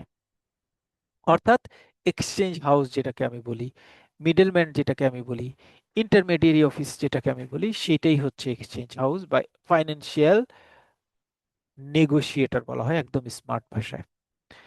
তাহলে এখানে রিস্কটা কমলো কি? যদি কোনো কারণে কন্ট্রাক্ট হয়েছে কামাল সাহেব এবং মাহমুদ সাহেবের এখানেও, হ্যাঁ, এদের এদের এদের উপস্থিতিতে এই দুজনের কন্ট্রাক্ট হয়েছে, সব ভালো কথা। 29 তারিখে মাহমুদ সাহেব হঠাৎ করে এক্সচেঞ্জ হাউসে একটা মেল দিল যে we are sorry to inform you that I am not able to execute the shipment by tomorrow due to an uninterrupted situation has been occurred in my factory. My factory is burned, totally burned by fire. এখন কামাল সাহেব exchange হাউসকে বললো যে ভাই কি হলো এটা, এখন আমি কি করব? এক্সচেঞ্জ হাউস তখন বলবে কামাল সাহেবকে যে তুমি টেনশন করার দরকার নাই, এরকম লক্ষ মাহমুদের অফার আমার কাছে আছে। এই মাহমুদ হয় না, আরেক মাহমুদের সাথে যোগাযোগ করবে। মাহমুদ তো আরেকজন মাহমুদকে বললো যে তুমি একটু আমাকে এই এই সুতার এই এই কোটেশন যেটা তুমি আমাকে দিয়েছো এটা একটু এক্সিকিউশন করতে হবে ইনস্ট্যান্ট। ভালো। তাহলে এটা নিয়ে ফরওয়ার্ড কন্ট্রাক্টের চেয়ে কিন্তু এটা একটু অ্যাডভান্স কন্ট্রাক্ট। এবং এখানে দুইজন বোনাফাইড ইম্পোর্টার এক্সপোর্টারের মাঝখানের যে লিঙ্ক আপ, যেটা ফরওয়ার্ড কন্ট্রাক্টে ছিল না, সেই লিঙ্ক আপটা এখানে ক্রিয়েট হয়েছে। সো কোনো একটা কন্ট্রাক্ট, যেই কন্ট্রাক্টের প্রাইসটা আজকে ঠিক হবে, ডেলিভারিটা হবে ইন ফিউচারে, এবং ডেলিভারির সময় প্রাইসটা হ্যান্ড ওভার করবে, এবং এই ডেলিভারি প্রাইস এগুলি নেগোশিয়েট করবে একটা ফাইন্যান্সিয়াল অর্গানাইজেশন, যাদেরকে আমরা মিডলম্যান বলি। সেই ধরনের কন্ট্রাক্টকে বলবো ফিউচার কন্ট্রাক্ট। ফিউচার কন্ট্রাক্টের সুবিধা কি? বোনাফাইড এক্সপোর্ট ইম্পোর্টার যদি কোনো প্রোডাক্ট না নিতে চায়, এটা কিন্তু আমি বললাম ওনার ফ্যাক্টরি পড়ে গে মানে নষ্ট হয়ে গেছে এটা বললাম, কামাল সাহেবও বলতে পারে কন্ট্রাক্টের লাস্ট দিন যে আমার বিশেষ অসুবিধার কারণে আমি এখন আসলে প্রোডাক্টটা নিতে চাচ্ছি না। তখন মাহমুদ সাহেব তার সুতাটা 2 মাস রেখে দিয়েছে, এটা তিনি কি করবেন? সো মিডলম্যান থাকলে এই দুইজনের মধ্যকার ট্রানজেকশনগুলির রিস্কটা কমে যায়। একটা ছোট্ট অসুবিধা আছে যে ফরওয়ার্ড কন্ট্রাক্টের ক্ষেত্রে কামাল সাহেব মাহমুদ সাহেব কন্ট্রাক্ট করেছেন, সুতরাং তাদের মধ্যে মিডলম্যান ছিল না, এখানে এডিশনাল কমিশন দেওয়ারও সুযোগ নাই। এক্সচেঞ্জ নেগোশিয়েটর যখন আসে তখন সে কামাল এবং মাহমুদ দুজনের কাছ থেকে ছোট্ট অংশের হোক একটা কমিশন নিবে। সো কন্ট্রাক্ট প্রাইসিংটা একটু বেশি হয় ফিউচার কন্ট্রাক্টের ক্ষেত্রে। ফরওয়ার্ড কন্ট্রাক্টের ক্ষেত্রে সাধারণত ওই রকম, যেহেতু দুইজনই সরাসরি বোনাফাইড কন্ট্রাক্ট, সেক্ষেত্রে এই ধরনের খরচ আসে না। সো ফরওয়ার্ড কন্ট্রাক্ট হচ্ছে এমন এক ধরনের কন্ট্রাক্ট যেখানে প্রাইসটা আজকে শীত ঠিক হবে, কিন্তু পেমেন্টটা করবে ইন ফিউচারে, গুডস ডেলিভারি হবে ইন ফিউচারে। এবং এক্ষেত্রে দুইটা পার্টি, যিনি গুডস রিসিভার এবং গুডস সেলার, দুইজনের মধ্যে সরাসরি কন্ট্রাক্ট হবে। ফিউচার কন্ট্রাক্ট আগের কন্ডিশনগুলি সব এক, শুধুমাত্র এখানে যিনি কন্ট্রাক্ট সেলার এবং কন্ট্রাক্ট বায়ার দুইজনের মধ্যে একজন মিডলম্যান হিসেবে কাজ করে। So future contract and forward contract complete. কারো কোনো অসুবিধা আছে? বুঝতে কোনো সমস্যা আছে? টেকনিক্যালি দিস টপিকস আর খুব ইম্পর্টেন্ট, খুব ইম্পর্টেন্ট, কারণ এগুলি আমাদের মানে ডিসকাশনটা রেয়ার হয়, আমাদের মধ্যে খুব বেশি ডিসকাশন এই টপিকসগুলির মধ্যে দিয়ে হয় না। So we are moving for next one. Next one হচ্ছে এই দুইটা কিন্তু, এই দুইটা এতক্ষণ শোনার পরে ভালো লাগছে, বাট এই দুইটা পরীক্ষার হলে আসলে কিন্তু ফরওয়ার্ডের জায়গায় ফিউচার হলে কিন্তু সর্বনাশ, উল্টো হয়ে যাবে কিন্তু ঘটনা। সো এটা একটু সবাই খেয়াল রাখতে হবে। ফিউচার কন্ট্রাক্ট শেষ, ফরওয়ার্ড কন্ট্রাক্ট শেষ, now we are moving for option contract. Option ওয়ার্ডটা শুনেই মানে ভালো লাগছে, মানে আমার কাছে অপশন থাকবে, আমার কাছে অপশন থাকবে, আমি অপশনটা থেকে যে কোনো একটা জিনিস পিক করতে পারবো। আমার কাছে অপশন থাকবে, যে কোনো জিনিস আমি পিক করতে পারবো, যে কোনোটাই আমি পিক করতে পারবো। যখন আমার হাতে একের অধিক অপশন থাকে, তখন সেই অপশনগুলি থেকে আমি যে কোনো একটা জিনিস পিক করে নিতে পারাটাকে আমরা অপশন কন্ট্রাক্টে সাধারণত ফেলবো। অপশন কন্ট্রাক্টে সাধারণত সাধারণত দুইটা কথা প্রযোজ্য থাকে, একটা হচ্ছে কল অপশন আর একটা হচ্ছে put option. Call option, put option, call option, put option. আমরা আগে একটা গল্প সাজাই অপশন কন্ট্রাক্টের ক্ষেত্রে। গল্পটা হচ্ছে এরকম, সিম্পল নিজেদের এক্সাম্পলে দিই।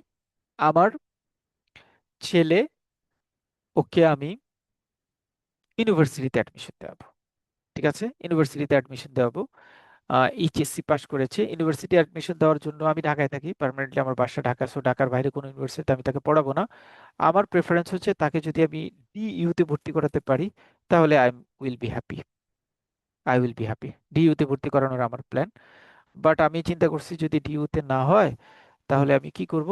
তখন আমি চিন্তা করলাম যে আমি একটা প্রাইভেট ইউনিভার্সিটিতে, নর্থ সাউথ ইউনিভার্সিটিতে ওকে আমি ভর্তি করাবো, নর্থ সাউথ।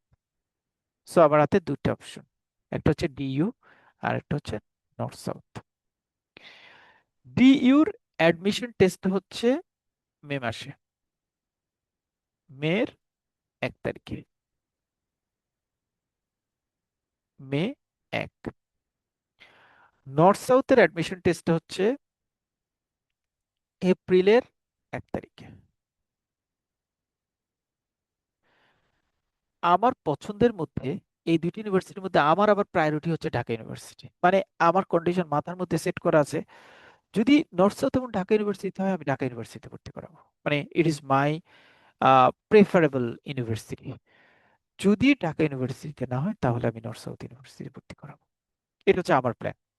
ঘটনাটা এসে যেভাবে দাঁড়িয়েছে সেটা হচ্ছে, নর্থ সাউথ ইউনিভার্সিটির অ্যাডমিশন টেস্ট হচ্ছে আগে, ঢাকা ইউনিভার্সিটির অ্যাডমিশন টেস্ট হচ্ছে পরে। ওকে, নর্থ সাউথ ইউনিভার্সিটির এপ্রিল 1-এ আমার ছেলে অ্যাডমিশন দিল, মানে অ্যাডমিশন টেস্ট দেওয়ার পরে হি ওয়াজ কোয়ালিফাইড, সে চান্স পেল। এখন আমি তো দ্বিধাদ্বন্দ্বে পড়ে গেলাম। চান্স পাওয়ার পরে এখন তাকে আমি নর্থ সাউথ ইউনিভার্সিটিতে যদি ভর্তি করাই, তাহলে ঢাকা ইউনিভার্সিটির মে 1 তারিখের পরে যে অ্যাডমিশন টেস্টের রেজাল্ট দিবে, সেখানে তো তাকে আমি ভর্তি করাইতে পারবো না, কারণ আমার একটা জায়গায় ভর্তির অপশন থাকে, আমি যে কোনো একটা জায়গায় ভর্তি করাতে পারবো। এখন কথা হচ্ছে যে নর্থ সাউথ ইউনিভার্সিটি ভর্তি ক্যান্সেল করে আমি ঢাকা ইউনিভার্সিটিতে যেতে পারি, কিন্তু নর্থ সাউথ ইউনিভার্সিটি আবার কন্ডিশন দিয়ে দিছে, অ্যাডমিশনের জন্য প্রথম 4 সেমিস্টার, 1 সেমিস্টারের যে খরচ, সেটা অ্যাডমিশন টেস্ট সবকিছু মিলিয়ে 2 লাখ টাকা আমার খরচ করতে হবে। তাহলে আমি যদি নর্থ সাউথ থেকে রিপ্লেস করি ঢাকা ইউনিভার্সিটি, এই 2 লাখ টাকা কিন্তু আমার লস। এটাও একটা ব্যাপার। এই সকল ব্যাপার মাথায় নেওয়ার পরে হঠাৎ করে নর্থ সাউথ ইউনিভার্সিটি একটা অফার দিল আমাদেরকে। নর্থ সাউথ ইউনিভার্সিটি একটা অফার দিল, সে অফারটা হচ্ছে এরকম: যারা এপ্রিল সেশনে অ্যাডমিশন টেস্টে কোয়ালিফাই করেছে, তারা তারা উম, এপ্রিলের মধ্যে যদি এপ্রিলের মধ্যে যদি একটা নির্দিষ্ট পরিমাণ রেজিস্ট্রেশন ফি জমা দিয়ে তাদের সিটটা অকুপাই করে, তাহলে ওই সিটটা তার জন্য অকুপাই থাকবে। আমাদের এই সেশনের ক্লাস জুলাইয়ের 1 তারিখ থেকে শুরু হলে সে তখন জুলাইয়ের 1 তারিখে গিয়ে অ্যাডমিশন কমপ্লিট করলেও কোনো সমস্যা হবে না। তাহলে তারা বলল কি, যে এইটার জন্য 10,000 টাকা এবং তার সার্টিফিকেটগুলির ফটোকপি অফিসে জমা দিতে হবে। ভালো কথা। 2 লাখ টাকা লাগতো কিন্তু অ্যাডমিশনের জন্য। অন্য কেউ যদি মনে করেন যে নর্থ সাউথে ভর্তি করাবেন, তাহলে আপনারা অ্যাডমিশন কমপ্লিট করে ফেলতে পারেন, আপনাদের 2 লাখ টাকা অ্যাডমিশন ফি সবকিছু মিলিয়ে। এখন আমার মাথায় কাজ করছে, 10,000 টাকা দিয়ে যদি আমি তার নামটা এখানে লিখে রাখি, তাহলে জুন পর্যন্ত ওই সিটটা আমার জন্য অকুপাই থাকবে, এটা কেউ নিতে পারবে না। জুলাইয়ের 1 তারিখে ক্লাস, আমি জুলাইয়ের 1 তারিখে এসে ভর্তি হয়ে যেতে পারবো, কোনো সমস্যা নাই। এই যে 10,000 টাকা আমি তাকে দিব, মানে নর্থ সাউথ ইউনিভার্সিটিকে দিব, নর্থ সাউথ ইউনিভার্সিটি বলে দিয়েছে যে যদি যদি আপনি আপনার ছেলেকে অ্যাডমিশন না করান, তাহলে এই 10,000 টাকা কিন্তু আমরা আপনাকে ফেরত দিব না। Very good. এখন আমার মাথায় কাজ করছে যে এক কাজ করি, যেহেতু আমার পছন্দ ঢাকা ইউনিভার্সিটি, ঢাকা ইউনিভার্সিটি হলে আমার জন্য বেস্ট। আমি নর্থ সাউথ ইউনিভার্সিটির এই 10,000 টাকা দিয়ে আবার সার্টিফিকেটগুলি, ছেলে সার্টিফিকেটগুলি ফটোকপি দিয়ে তাদেরকে বলি যে we are processing or we are loading our admission to your university, আমরা শেষের দিকে ভর্তি হব, কোনো সমস্যা নাই। আপনি যখন 10,000 টাকা দিবেন, নর্থ সাউথ ইউনিভার্সিটি যদি ধরেন ফার্মাসি ডিপার্টমেন্টে যদি সাবজেক্টের সিট থাকে 100টা, আপনি যখন 10,000 দিবেন, সে অটোমেটেড একটা বুকড লিখে ওপেন রাখবে না 99টা, সে ওপেন রাখতে বাধ্য 99টা তার কন্ডিশন অনুযায়ী। এবার আপনার ছেলে ঢাকা ইউনিভার্সিটি পরীক্ষা দিয়েছে মের 1 তারিখে, ঢাকা ইউনিভার্সিটির রেজাল্ট দিয়েছে মের 10 তারিখে, আলহামদুলিল্লাহ আপনার ছেলে সেখানে কোয়ালিফাই করলো, যে সাবজেক্টটা নেওয়ার কথা ফার্মেসি, সেই সাবজেক্টটাই পেলো 15 তারিখে। এখন ঢাকা ইউনিভার্সিটি অ্যানাউন্সমেন্ট দিয়েছে জুনের 30 তারিখের মধ্যে আপনারা অ্যাডমিশন কমপ্লিট করেন, জুলাইয়ের 1 তারিখ থেকে আমাদের ক্লাস শুরু হয়ে যাবে। এবার বুঝেন, মের 15 তারিখে যখন আপনি ঢাকা ইউনিভার্সিটির রেজাল্ট পেয়ে গেছেন, ঢাকা ইউনিভার্সিটি তো আপনার ছেলে কোয়ালিফাইড, নর্থ সাউথে আপনার ছেলের জন্য আপনি সিটটা বুক দিয়ে রেখেছেন, মানে সেখানেও আপনার ছেলে কোয়ালিফাইড ভর্তি হতে পারে। So you have two option, one is Dhaka University, one is North South University. You will pick one option, আপনি সেখান থেকে একটা অপশন নিতে পারবেন, বাকি অপশনটা আপনার জন্য ইনভ্যালিড। আপনি যদি ঢাকা ইউনিভার্সিটির অপশনটা নেন, ফাইন, নর্থ সাউথ ইউনিভার্সিটিতে তখন আর আপনি ভর্তি করাতে পারবেন না। নর্থ সাউথ ইউনিভার্সিটিতে যে রেজিস্ট্রেশন ফি বাবদ 10,000 টাকা দিয়েছেন, সেই টাকাটা আর আপনি ফেরত পাবেন না, লস। আর যদি আপনি নর্থ সাউথ ইউনিভার্সিটিতে ভর্তি করান, তাহলে 10,000 টাকা আপনি পাবেন, কারণ 10,000 টাকা আপনার হয়তো তখন অ্যাডমিশন ফি যেটা, আপনি তখন অ্যাডমিশনের অপশনটা ওখান থেকে পাবেন ঢাকা ইউনিভার্সিটির জন্য, আর আপনার সিটটা ওপেন থাকবেন না। ঢাকা ইউনিভার্সিটিতে অ্যাডমিশন মানে কোয়ালিফাই হওয়ার পরে আপনার কাছে এখন মনে হবে, দূর, নর্থ সাউথের বিল নেই আমার কাছে। বাট যদি ঢাকা ইউনিভার্সিটিতে অ্যাডমিশন টেস্টে আপনার ছেলে কোয়ালিফাই না হতো, তখন এই যে ওয়ার্ডটা বলছেন ঢাকা নর্থ সাউথ আমার কাছে বিল নাই, সেটাই আপনার কাছে বিলে চলে আসতো, আপনি বলতেন যে না, নর্থ সাউথই আমার জন্য প্রায়োরিটি, কারণ আমি নর্থ সাউথেই আমার ছেলেকে এখন ভর্তি করতে হবে, because I have no option. আমরা বলি এই যে প্রজেক্ট, এই যে অ্যাডমিশনটা বাই করে, যিনি যিনি বাই করছে তাকে বলা হবে কল অপশন হোল্ডার, মানে কল অপশন করছি আমি, যিনি পারচেস করছি। এটা তো দুইটা কন্ট্রাক্টই তো পারচেস করছি আমি, যার যিনি তার ছেলেকে ভর্তি করাবেন।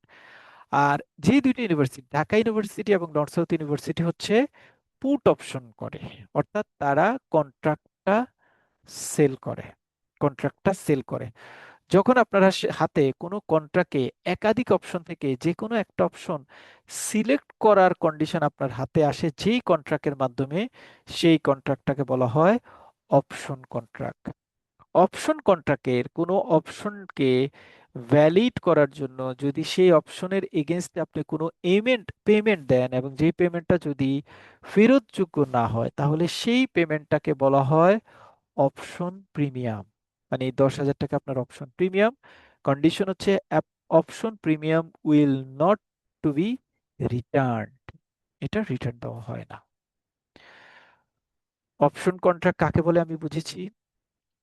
অপশন কন্ট্রাক্টে কয়টা পার্টি থাকে সেটা বুঝেছি, কল অপশন মানে কি জিনিস সেটা বুঝেছি, পুট অপশন মানে কি জিনিস সেটা বুঝেছি।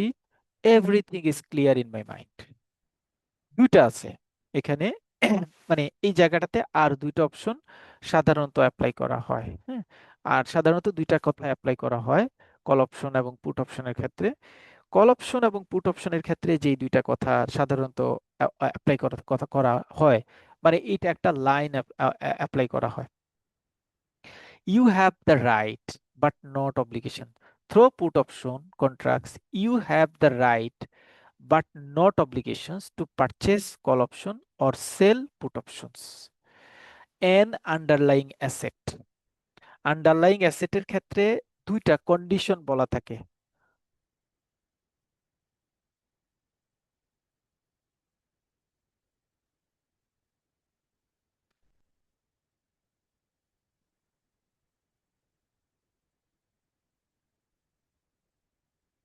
জাস্ট একটা মিনিট।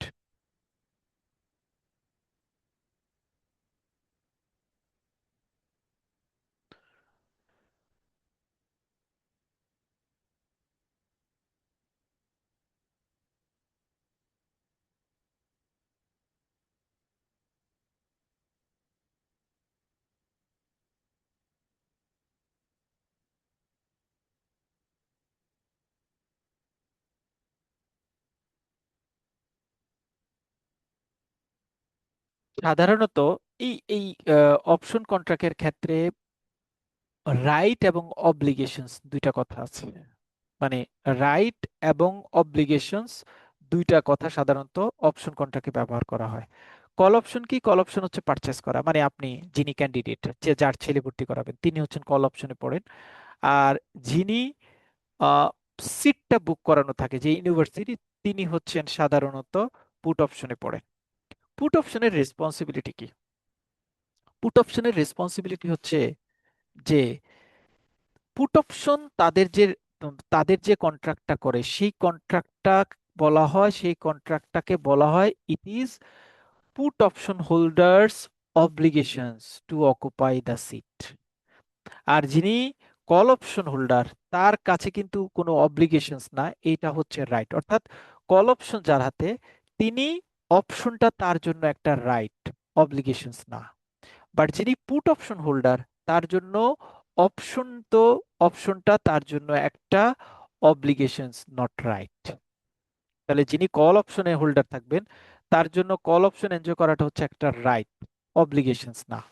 আর যিনি পুট অপশন হোল্ডার তার জন্য অপশন কন্ট্রাক্টটা হচ্ছে একটা অব্লিগেশনস, কোনো রাইট না। তাহলে কথা চলে আসো, what is the difference between right and obligations? Right হচ্ছে আমার অধিকার, অব্লিগেশনস হচ্ছে আমার দায়িত্ব, এটা করতেই হবে, এটা আমি অবলাইজড, করতে বাধ্য। আর রাইট মানে কিন্তু করতে বাধ্য না, রাইট মানে এটা আমার অধিকার, আমি যে করতে পারি না করতে পারি। অব্লিগেশনস কিন্তু করতে পারি না করতে পারি এরকম বলা যাবে না, অব্লিগেশনস আপনার করতেই হবে। North South university, Dhaka university হচ্ছে put option holder. So North South ইউনিভার্সিটিতে আপনি তখন 10,000 টাকা দিয়ে আপনার ছেলের আইডি কার্ডটা জমা দিবেন, তখন North South University is bound to occupy your seat until expiry of the admission. অ্যাডমিশনের এক্সপায়ারি পর্যন্ত ওই সিটটা আপনার জন্য অকুপাই করে সে রাখতে বাধ্য। দ্যাটস ওয়াই এখানে অব্লিগেশনস ওয়ার্ডটা ব্যবহার করা হয়। মানে পুট অপশন হোল্ডার যারা, তারা সাধারণত put options holders obligation, put options holders activities is an obligations but not right. On the other hand, যিনি কল অপশন হোল্ডার তার যে অপশন সিলেক্ট করার কন্ডিশনটা হচ্ছে রাইট, সেটা কিন্তু অব্লিগেশনস না। রাইট কেন? রাইট কেন? বিকজ আপনার ছেলে ঢাকা ইউনিভার্সিটিতে ভর্তিতে অ্যাডমিশন টেস্টে অ্যালাউ হয়েছে, সো মেরিট লিস্টে তার নাম আছে। You have the right to admission your children in Dhaka University. Your children is also qualify in North South admission test, and his name is inputted in the final list of North South University. So it is also your right to execute admission in North South University. ওইটা আপনার right. আমার ছেলে north সাউথে chance পেয়েছে সুতরাং আমি তাকে এখানে ভর্তি করাবো, it is my right, not obligations. Call option তার মানে ঢাকা ইউনিভার্সিটি ভর্তি করাও আপনার রাইট, যেহেতু সে কোয়ালিফাই হয়েছে। নর্থ সাউথ ইউনিভার্সিটি ভর্তি করা আপনার রাইট, যেহেতু আপনার ছেলে কোয়ালিফাই হয়েছে। তো ঢাকা ইউনিভার্সিটি আপনার এটা রাইট, আপনি যদি ভর্তি না করেন ওরা কিন্তু আপনাকে কোনো কিছু বলতে পারবে না। তার মানে আপনি অবলাইজ না ঢাকা ইউনিভার্সিটি ভর্তি করা। সেম একই রকম আপনি নর্থ সাউথ ইউনিভার্সিটিতে ভর্তি করা অবলাইজ না। On the other hand, Dhaka University এবং নর্থ সাউথ ইউনিভার্সিটি তাদের এক্সপায়ারি পর্যন্ত আপনার জন্য ওই সিটটা অকুপাই করতে তারা অবলাইজ, বাধ্য। কারণ আপনি সেখানে কোয়ালিফাই করেছেন। আপনি যদি লাস্ট দিন এসে বলে যে আমি অ্যাডমিশন নিতে চাই, তখন যদি ওরা বলে যে না সিট ফিল আপ হয়ে গেছে, নো, আপনি তার নামে মানে জাজমেন্ট ক্রিয়েট করতে পারবেন। আপনি তার নামে মামলা করতে পারেন, আমার ছেলে চান্স পেয়েছে উইদিন ভ্যালিডিটি, আমি অ্যাডমিশন নিতে আসছি, অ্যাডমিশন ওরা আমাদেরকে অ্যাডমিশন করতে দিচ্ছে না। এটা হচ্ছে, so call option is always a right for পারচেসার, call option is a right for purchaser, and put option is a obligations for seller. Call অপশনের সাথে হচ্ছে রাইট জড়িত, ফুট অপশনের সাথে হচ্ছে সেলার জড়িত। সবাই কি ক্লিয়ার? এই জায়গাটাতে কারো কোনো কনফিউশন আছে কল অপশন এবং পুট অপশন নিয়ে?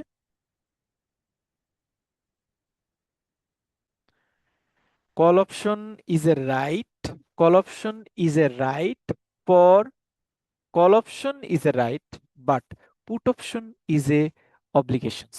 লাইনটা হচ্ছে এটা, মানে প্রপার সুন্দর লাইন হচ্ছে call option is a right but pool option is obligation. অথবা আরেকটু সুন্দর করে আমি বলতে পারি call option is a right not obligations, but put option is obligations not right. Explain. এই প্রশ্নটা আসে এবিপি পরীক্ষার্থী যারা, তাদের জন্য খুব ইম্পর্টেন্ট কোয়েশ্চেন। অপশন রিলেটেড ইস্যুটা কি সবাই ক্লিয়ার কিনা, কারো কোনো কনফিউশন আছে? কেউ কি আমাকে একটু সামারি করে দিতে পারবেন, নিজের মতো করে বলতে পারবেন? এনি ওয়ান নিজের মতো করে জাস্ট বলতে পারবেন কল অপশন এবং পুট অপশনটা? ভাই আমি বলছিলাম একটু আপনার সাউন্ডটা স্লো হয়ে গেছে ভাইয়া। সাউন্ডটা এখন ক্লিয়ার আছে? হ্যাঁ। কেউ কি বলতে আর চাচ্ছে? বলেন, বলবেন? হ্যাঁ হ্যাঁ ভাইয়া, জি, শিওর শিওর। কল অপশনটা হচ্ছে রাইট, এটা রাইটটা হচ্ছে পারচেসারের জন্য। আর পুট অপশনটা হচ্ছে অব্লিগেশন, যেটা হচ্ছে সেলারের জন্য, এবং সেলার এটা করতে বাধ্য জন্য এটা অব্লিগেশন। আর কল অপশন যিনি, মানে পারচেসার, তার সেটা করতে তিনি বাধ্য না, রাইট, তার হচ্ছে সেজন্য সেটা হচ্ছে সেটা, রাইট, সেটা সে হচ্ছে নিতেও রাইট। পারে নাও পারে। সে নিতেও পারে, নাও নাও পারে। Very good, very good. আমাদের এক্সাম্পলের ক্ষেত্রে অ্যাডমিশন টেস্ট হোল্ডার যারা, তারা হচ্ছে কল অপশন হোল্ডার। আর ইনস্টিটিউশন যেগুলি Dhaka university, north South university, তারা হচ্ছে পুট অপশন হোল্ডার। তাহলে পরীক্ষা যদি আসে কল অপশন পুট অপশন আসলে, কিন্তু এটা কিন্তু অনেক সময় সিনিয়র লেভেলের পরীক্ষা আসে। কল অপশন পুট অপশন বলতে কি বোঝায়, অপশন কন্ট্রাক্ট বলতে কি বোঝায়, অপশন প্রিমিয়াম বলতে কি বোঝায়, call option is a right not obligations and put option is a obligations not right। Total এইগুলি জায়গা থেকে কিন্তু প্রশ্ন আসতে পারে। কারো কোনো কনফিউশন আছে? Any confusion regarding option contract?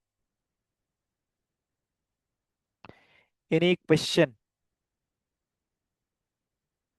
সবাই কি বুঝতে পারছেন? মানে ইজিয়ার মনে হচ্ছে, কঠিন মনে হচ্ছে কারো কাছে, যে প্যাচ মনে হচ্ছে, এরকম কেউ আছেন? কঠিন মনে হচ্ছে, সহজ মনে হচ্ছে, এরকম কি কেউ আছেন সহজ মনে হচ্ছে? ভাইয়া আমার কাছে একটু এই টপিকটা একটু কমপ্লিকেটেড মনে হচ্ছে। টোটাল টপিক্সটা একটু কমপ্লিকেটেড মনে হচ্ছে, মানে অপশন জি কন্ট্রাক্টের এই টপিক্সটাই জি কমপ্লিকেটেড জি মনে হচ্ছে? হ্যাঁ, জি জি জি এই টপিকটা আজকের ক্লাসটা অ্যাকচুয়ালি। আচ্ছা, আজকের ক্লাসটা একটু কমপ্লিকেটেড বিকজ আমরা এই টপিকসটা নিয়ে আসলে আমাদের দেশের ব্যাংকিং ইন্ডাস্ট্রিতে খুব বেশি প্র্যাকটিস নাই। মানে আমরা, যেমন আমরা এফডিআর ওপেন করি, ক্রেডিট লোন পাস করাই, ফরেন ট্রেড এলসি ওপেন করি, এগুলি সবই প্র্যাকটিক্যাল থাকে, আমরা কাজ করি। দ্যাটস ওয়াই ওই প্র্যাকটিক্যাল নলেজটার কারণে আমাদের সেটা আন্ডারস্ট্যান্ড করতে, কপ আপ করতে একটু ইজিয়ার হয়। বাট এই কন্ট্রাক্টের ইস্যুসগুলি, এগুলি ফাইন্যান্সিয়াল ডেরিভেটিভস আমাদের দেশে প্রত্যেকটা ব্যাংকে যতটুকু লিমিটেড ভার্সনে অ্যাপ্লাই হয় এবং যতটুকু অ্যাপ্লাই হয়, সেই অ্যাপ্লাইটা সাধারণত স্পেসিফিক কিছু পার্সন বা ডিভিশন করে। দ্যাটস ওয়াই এগুলি মানে ম্যাক্সিমাম জায়গা থেকে আমি ইমাজিন করে কন্ট্রাক্ট বা এই কন্ট্রাক্টগুলির ডিসকাশন করতে হচ্ছে, ডিসকাশন করি, এবং এক্সাম্পলগুলি ওইভাবে সেট করতে হচ্ছে, এজন্য হয়তো কমপ্লিকেটেড মনে হতে পারে। বাট আমরা যে এক্সাম্পল বেস ডিসকাশন করছি, আমার কাছে মনে হচ্ছে ইট ইজ ইজিয়ার, যে আমরা এক্সাম্পলটা যদি আপনি মনে রাখতে পারেন তাহলে আপনার জন্য এইটা খুব বেশি কঠিন হবে না। ভাই আর একটা কার কথা কাছে শেয়ার কঠিন করতে আছে? পারি? জি জি জি। এই যে আপনার হেজিং, স্পেকুলেশন, অপশন, এগুলো আসলে বেসিক্যালি আপনার কাছ থেকে শুনেছিলাম হচ্ছে আপনার যে কমপ্লায়েন্স রুটের যখন আপনি হচ্ছে প্রফেশনাল ক্লাসগুলো নিতেন তখন করেছিলাম, বাট স্টিল নাও কনফিউশনে ছিলাম যে আসলে এটা কি বা কোথা থেকে যাচ্ছে, মাথার উপর দিয়ে শুধু ঘুরে যাচ্ছে। বাট আজকে একদম ক্লিয়ার হয়ে গেলাম যে আসলে ব্যাপারগুলো কি। থ্যাংক ইউ ভাইয়া। যাদের কাছে একটু কমপ্লিকেটেড মনে হচ্ছে, আপনাদের কাছে রিকোয়েস্ট হচ্ছে আপনারা হচ্ছে রেকর্ডিংটা আরেকবার শুনবেন। রেকর্ডিংটা ডেফিনেটলি আপনার গ্রুপে দেওয়া থাকবে, রেকর্ডিংটা আরেকবার শুনবেন। আরেকবার শুনলে আপনাদের কাছে টপিকসগুলি ক্লিয়ার হয়ে যাবে। হ্যাঁ, টপিকসগুলি ক্লিয়ার হয়ে যাবে ইনশাল্লাহ। সো আমাদের এই ডিসকাশনের লাস্ট টপিকস সেটা হচ্ছে swap contract. Swap contract, swap contract মানে হচ্ছে এইটাতে সাধারণত রেটটাকে সোয়াপ করা হয়। এটা ইন্টারেস্টিং। এটাকে রেটটাকে সোয়াপ করা হয়। রেটটাকে সোয়াপ করা হয় মানে একটা রেটের জায়গায় আরেকটা রেট ইস্টাবলিশ করা হয়। মানে ধরেন আমি কোনো একটা জিনিস এত টাকায় নিচ্ছি বা এই রেটে নিচ্ছি, আমি অন্য একজনের কাছে এই রেটটা সেল করে তার কাছ থেকে অন্য একটা রেটে নিয়ে আমি যখন কনভেনিয়েন্ট সিচুয়েশন ফিল করি তখন সেটাকে আমরা বলবো সোয়াপ কন্ট্রাক্ট। সোয়াপ কথাটার একদম স্মার্ট মানে হচ্ছে অদল বদল। সোয়াপ করা, অদল বদল, অর্থাৎ আমারটা আপনাকে দেওয়া, আপনারটা আমি নিয়ে আসা, এটাকে বলা সোয়াপ কন্ট্রাক্ট। আমরা এক্সাম্পলে যখন যাব তখন আমাদের জন্য জিনিসটা একটু ইজিয়ার হবে।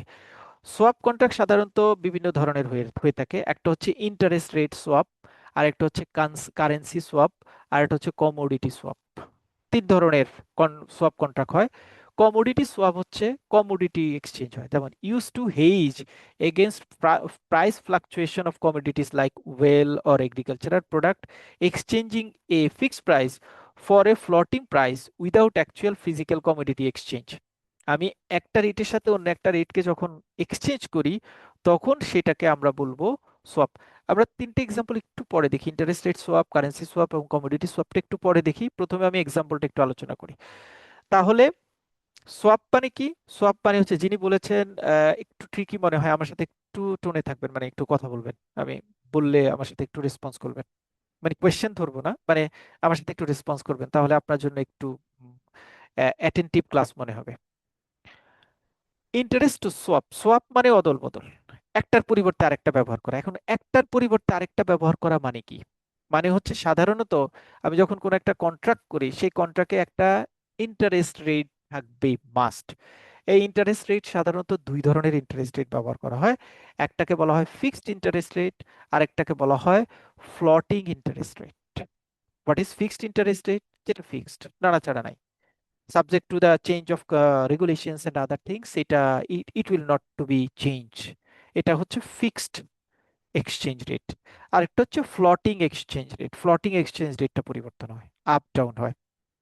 ফ্লোটিং এই এক্সচেঞ্জ রেটটা সাধারণত পরিবর্তন হতে পারে। আমরা অনেক সময় বিভিন্ন কমোডিটি বা বেঞ্চমার্ক রেটিং করে থাকি। এটাকে বলে, সুন্দর স্মার্ট ল্যাঙ্গুয়েজ বলা হয় বেঞ্চমার্ক রেটিং। বেঞ্চমার্ক রেটিং মানে হচ্ছে সোফার রেটিং, ইউরিবর রেটিং, অথবা ইন্টারন্যাশনাল বিভিন্ন ধরনের ইন্টারেস্ট মার্কেট রেটিংটাকে আমরা এই ফ্লোটিং প্রাইস আইডেন্টিফিকেশনের জন্য ব্যবহার করে থাকি। যখন ইন্টারন্যাশনাল বিভিন্ন রেট, যেটা ধরেন পরিবর্তনশীল রেটটাকে আমি কনসিডার করবো, ধরেন আমি একটা রেটের কথা বললাম যে সোফার প্লাস 4%। আমি একটা রেট বললাম যে সোফার প্লাস 4%, তার মানে ওই রেটটা সোফার মার্কেটে যেই রেট আছে সেটা থেকে 4% অ্যাড করে আমার ইন্টারেস্টটা অ্যাড করতে হবে। এখন সোফার মানে কি? সোফার মানে হচ্ছে সাধারণত এটা হচ্ছে ইন্টারন্যাশনাল একটা বেঞ্চমার্ক, মার্কেটিং বলা হয় বা বেঞ্চমার্ক বলা হয়, যেটাতে যেটাতে সাধারণত ইন্টারন্যাশনাল মার্কেটে একটা রেট ফিক্সড করা থাকে যে 6 মাস ইন্টারেস্ট এত টাকা, অথবা 9 মাসের ইন্টারেস্ট রেট এত টাকা, অথবা 1 বছরের ইন্টারেস্ট রেট এত টাকা। এই এই ইস্যুসগুলিকে যেখানে কাভার করা হয়, হ্যাঁ, এই ইস্যুসগুলিকে যেখানে কাভার করা হয়, এবং এইটা হচ্ছে ইন্টারন্যাশনাল মার্কেটের একটা বেঞ্চমার্ক। ইন্টারন্যাশনাল মার্কেটের একটা বেঞ্চমার্ক। সাধারণত যদি আমরা সোফারটাকে ভাঙি তাহলে এটাকে বলা হয় সিকিউরড ওভারনাইট ফাইন্যান্সিং রেট। এটা হচ্ছে ইন্টারন্যাশনাল প্রাইসিং এর একটা বেঞ্চমার্ক। ইন্টারন্যাশনাল প্রাইসিং এর একটা বেঞ্চমার্ক মানে হচ্ছে আন্তর্জাতিক বাজারের ডলারের দাম কমা বৃদ্ধির উপর বেস করে ডলারের একটা per day interest rate fixed করে একটা শীট তৈরি করা হয়, যেই শীটটা আন্তর্জাতিক বাজারে সকল কান্ট্রি সমানভাবে একসেপ্ট করে। আন্তর্জাতিক বাজারে এটা একসেপ্টেবল বলে আমরা সেটাকে ইন্টারন্যাশনাল যে কোনো ট্রানজেকশনে সেই রেটটা ব্যবহার করি, এবং এটা প্রতিনিয়ত মার্কেটের ডিমান্ড অ্যান্ড সাপ্লাইয়ের উপর বেস করে প্রতিনিয়ত প্রতিদিন চেঞ্জ হয়। সো সোফার rate is a floating rate এবং এটা প্রতিনিয়ত চেঞ্জ হয়। ধরেন 6 মাসের এখনকার আজকে সোফার রেট হচ্ছে 4.13, কালকে এটা 4.15 হতে পারে, পরশু এটা 4.17 হতে পারে, তারপরের দিন এটা 4.13 হয়ে যেতে পারে, কম বেশি দুইটাই হতে পারে। তাহলে প্লটিং প্রাইস হচ্ছে যে রেটটা প্রতিনিয়ত কম বেশি হয়। এটা সাধারণত একটা বেঞ্চ মার্কের উপর বেস করে এই রেট এই প্রাইসিংটা করা হয়, এই জন্য এটা প্রতিনিয়ত পরিবর্তন হয়। সোফার রেট হচ্ছে একটা ফ্লাকচুয়েটিং প্রাইস রেটের এক্সাম্পল। সোফার রেট, ইউরিবর, লেবর রেট, এগুলি সবই হচ্ছে ইন্টারন্যাশনাল বেঞ্চমার্ক রেট প্রাইসিং এবং সেগুলি প্রতিনিয়ত পরিবর্তন হয়। সো আমি প্রথমে ফিক্সড প্রাইসটা দেখলাম এবং দ্বিতীয়ত আমি ফ্লোটিং প্রাইসটা দেখলাম। ফিক্সড প্রাইস কাকে বলে এবং ফ্লোটিং প্রাইসটা কাকে বলে এটা দেখলাম। এবার আমার সোয়াপ মানে তো অদল বদল, মানে আমি আপনাকে এক্সাম্পলে যাওয়ার আগে বলে দিই, আমি এই ফিক্সড রেটটাকে ফ্লোটিং রেটের সাথে এক্সচেঞ্জ করে দিব। মানে ফিক্সড রেটের একটা কাজ করছি, আমি ফ্লোটিং রেটের একজনের সাথে এই কাজটাকে টিউন করব, চেঞ্জ করব, তাহলেই সেটাকে আমি সোয়াপ বলতে পারবো। এক্সাম্পলটা এবার যাই। An example of interest rate swap involves a company paying a fixed rate on principal and receiving a floating rate from a bank to hedge against raising interest cost on its existing variable rate loan. এটা খুব সুন্দর ভাষায় বলা, আমি একটু আমাদের ভাষায় বলি। ধরেন আপনি একটা লোন নিয়েছেন, আপনি একটা লোন নিয়েছেন, ধরেন আপনি হচ্ছে কাস্টমার, আপনি হচ্ছেন কাস্টমার, আপনি একটা লোন নিয়েছেন কোন ব্যাংক থেকে? আপনি লোন নিয়েছেন ব্র্যাক ব্যাংক থেকে। ব্র্যাক ব্যাংক থেকে লোন নিয়েছেন। লোনের টাকা হচ্ছে 10 লাখ, এটার ইন্টারেস্ট রেট হচ্ছে 10%। ভালো কথা। 10 লাখ, ইন্টারেস্ট রেট হচ্ছে 10%। 10% ইন্টারেস্ট রেট করতে গেলে 1 মাসে, 5 বছর মেয়াদি লোন, প্রতি মাসে আপনাকে এটার এগেনস্টে ইন্টারেস্ট দিতে হচ্ছে, প্রিমিয়াম দিতে হচ্ছে 13,150 টাকা। আমি ধরে নিচ্ছি, এটা ইমাজিন করছি। ভালো কথা। 1 মাস গেলেও 2 মাস গেলেও 13,150, প্রতি মাসে মাসে 13,150 করে আপনি লোন দিচ্ছেন, 5-6টা কিস্তি কাভার অফ হয়ে গেল। আপনি হঠাৎ করে স্ক্রল করতে করতে দেখলেন, মানে এই কাস্টমারটা একটু রিস্কি কাস্টমার, ফিক্সড রেটের একটা লোন নিলাম, এটা কি আমার লস হয়ে গেল কিনা বুঝতে পারছি না। হঠাৎ স্ক্রলিং করতে করতে সে একটা মার্কেট দেখতে পেল, যে মার্কেটে একটা ব্যাংক হচ্ছে জেপি মর্গান, বললাম আমি, জেপি মর্গান একটা অফার দিচ্ছে যে কোনো কাস্টমার চাইলে আমার কাছ থেকে লোন নিতে পারে, সেখানে আমি রেটটা ধরবো সোফার প্লাস 5%।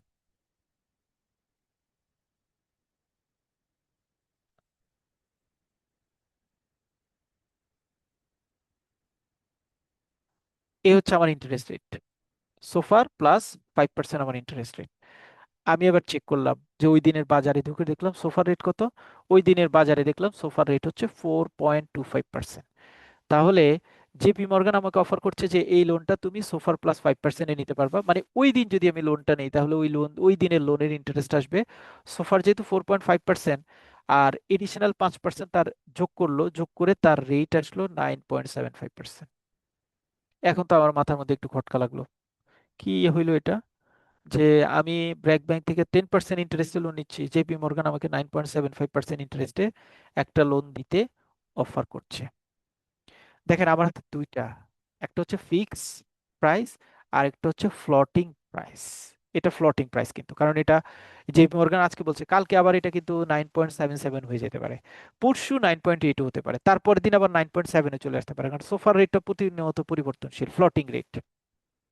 এখন আমি কি করলাম, আমি চিন্তা করলাম যে না, এটা তো আমার জন্য একটু একটু রিস্কি হচ্ছে, বা আমি ফিক্সড রেটে থাকতে চাচ্ছি না। ইন দ্য মিন টাইম আমার আবার মাথায় কাজ করছে, ইকোনমিক্যাল কনসিকুয়েন্সেস কাজ করছে। আমি দেখতে পাচ্ছি, আমি চিন্তা করছি যে সামনের দিকে যদি ইলেকশন পরে বা ইউএস এর ইলেকশন বা যুদ্ধ যেভাবে থেমে গেছে, সামনের দিকে যদি যুদ্ধ না হয় তাহলে পলিটিক্যাল স্ট্যাবিলিটিটা আসবে, পলিটিক্যাল স্ট্যাবিলিটি আসলে ইন্টারেস্ট রেটটা আরো কমে যাবে, ইন্টারেস্ট রেটটা কমে গেলে সোফার রেটটা আরো কমে যাবে, সোফার রেটটা আরো কমে যাবে। তো সোফার রেটটা যদি আরো কমে যায়, দেখেন এখানে আমি চিন্তা করছি সোফার রেটটা আরো কমে যাওয়ার সম্ভাবনা আছে, জেপি মর্গান আবার ওখান থেকে বসে বসে চিন্তা করছে ইন ফিউচারে এই রেটটা আরো বাড়ার সম্ভাবনা আছে। আমি কিন্তু শুরুতে যে কথাটা বলেছি, যেই যুক্তি দিয়ে আপনি পাঙ্গাস মাছ কিনছেন না, অন্য একজন হেসে খেলে সেই যুক্তি দিয়ে পাঙ্গাস মাছ কিনছে। সুতরাং এখানে কাস্টমার চিন্তা করছে যে সামনের দিকে যুদ্ধ পরিস্থিতি ইত্যাদি ইত্যাদির কারণে মার্কেটটা আরো স্লো হবে, সো রেটটা কমে যাবে। জেপি মর্গান চিন্তা করছে যে সামনের দিকে এই যুদ্ধ বন্ধ হচ্ছে, ইউক্রেন রাশিয়ার যুদ্ধ আবার আরেকটু ব্লুমিং হবে, তারপরে নতুন মিডল ইস্টের অন্যান্য কান্ট্রিগুলির যে পরিমাণ ফাইন্যান্সিয়াল স্টেবিলিটি ডেমোলিশ হয়েছে রিগার্ডিং দিস ওয়ার, সো এই রেটটা আরো সামনের দিকে বাড়বে। দুজনের কিন্তু একদম উল্টা পার্সপেক্টিভ। এখন কাস্টমার এবার চিন্তা করলো, জেপি মর্গানকে বললো যে ভাই, তুমি এক কাজ করো, আমার একটা লোন আছে 10 লাখ টাকার, এটার ইন্টারেস্ট হচ্ছে 10,000, 10% করে, তুমি তুমি নিয়ে নাও। মানে তুমি 10% দিয়ে ব্র্যাক ব্যাংকের এই লোনটা নিয়ে নাও, আর আমি তোমাকে এই সোফার প্লাস 5% যেটা আছে সেটা তোমাকে পরিশোধ করবো। জেপি মর্গানের তো মাথায় কাজ করছে ইন ফিউচারে রেটটা বাড়বে, সো সোফার রেটটা একটা সময় এমন হইতে পারে যে এটা 5%-এর উপরে চলে যেতে পারে, তাহলে সোফার প্লাস 5% হলে রেটটা হয়ে যেতে পারে 10.15, 10.10। সেক্ষেত্রে 10%-এর এই ফিক্সড রেটটা আমার জন্য সিকিউর। জেপি মর্গান রাজি হতে পারে, রাজি হয়ে গেল, বললো যে ঠিক আছে, ব্র্যাক ব্যাংকের লোনটা আমি নিয়ে নিলাম, মানে ব্র্যাক ব্যাংকে আমি 10% হারে 13,150 টাকা করে দিয়ে দিলাম, তুমি আমাকে আমার এই 10 লাখ টাকা লোনের এগেনস্টে প্রতি মাসে সোফার প্লাস 5% হারে তুমি আমাকে ইন্টারেস্ট দিয়ে দিবা। সো কাস্টমার এবং জেপি মর্গানের মধ্যে তাহলে কি হলো, ফিক্সড রেটটা এক্সচেঞ্জ হয়ে ফ্লোটিং রেটটা কাস্টমার অকুপাই করলো। রিভার্স ঘটনা করতে পারে, কাস্টমার ফরেন ব্যাংক থেকে একটা লোন নিয়েছে 9.75-এ সোফার রেট দিয়ে, সোফার প্লাস 5% দিয়ে, প্রতিনিয়ত রেট বাড়ছে, এখনো বিরক্ত হয়ে গেছে, দূর এটা যদি একটা ফিক্সড রেট পেতাম, প্রতি মাসে মাসে রেট বাড়ার কারণে তো আমি বিরক্ত হয়ে যাচ্ছি, যদি এটা কোনো অবস্থা ফিক্সড অবস্থায় পেতাম তাহলে আমার জন্য এই লোনটা অ্যাভেল করাটা ভালো হতো। আমি বয়স্ক মানুষ, প্রেশারের রোগী, হাই ব্লাড প্রেশার বেড়ে যায়, যে আমি এক্সপেক্ট করি যে এই মাসে ইনস্টলমেন্ট দিব 13,120, দেখা গেল যে সোফা রেট বাড়ার কারণে আমার ইনস্টলমেন্ট দিতে হচ্ছে 13,500, কখনো কখনো 14,000। এই আনসার্টিনিটির মধ্যে আমি থাকতে চাই না, আমি এটা ফিক্সড করে ফেলতে চাই। কোনো একটা ব্যাংকে গিয়ে বললাম যে তুমি আমার সোফা রেটের এইটাকে এক্সচেঞ্জ করে আমাকে একটা ফিক্সড রেট অফার করো, অফার করলে আমার কাছে যদি যা লেজিটিমেট এবং রিজনেবল মনে হয় আমি সেটাকে অকুপাই করি। This is called option. আর এখানে কিন্তু আমি রেট, হ্যাঁ, এখানে কিন্তু আমি ইন্টারেস্ট রেটটাকে এক্সচেঞ্জ করছি, ইন্টারেস্ট রেটটাকে এক্সচেঞ্জ করছি, that's why it is called interest rate swap.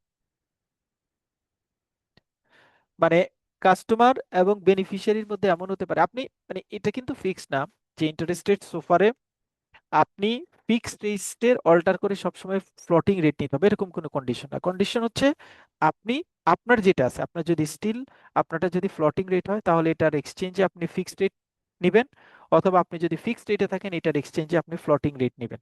মার্কেটে তো এই ফেনোমেনাগুলি বেশি কাজ করে, কারণ এই ফেনোমেনাগুলি যদি বেশি কাজ না করতো তাহলে শেয়ার খেয়াল খেয়াল করে দেখেন শেয়ার মার্কেটে যিনি কোন একটা শেয়ার বিক্রি করে, তিনি কেন বিক্রি করেন?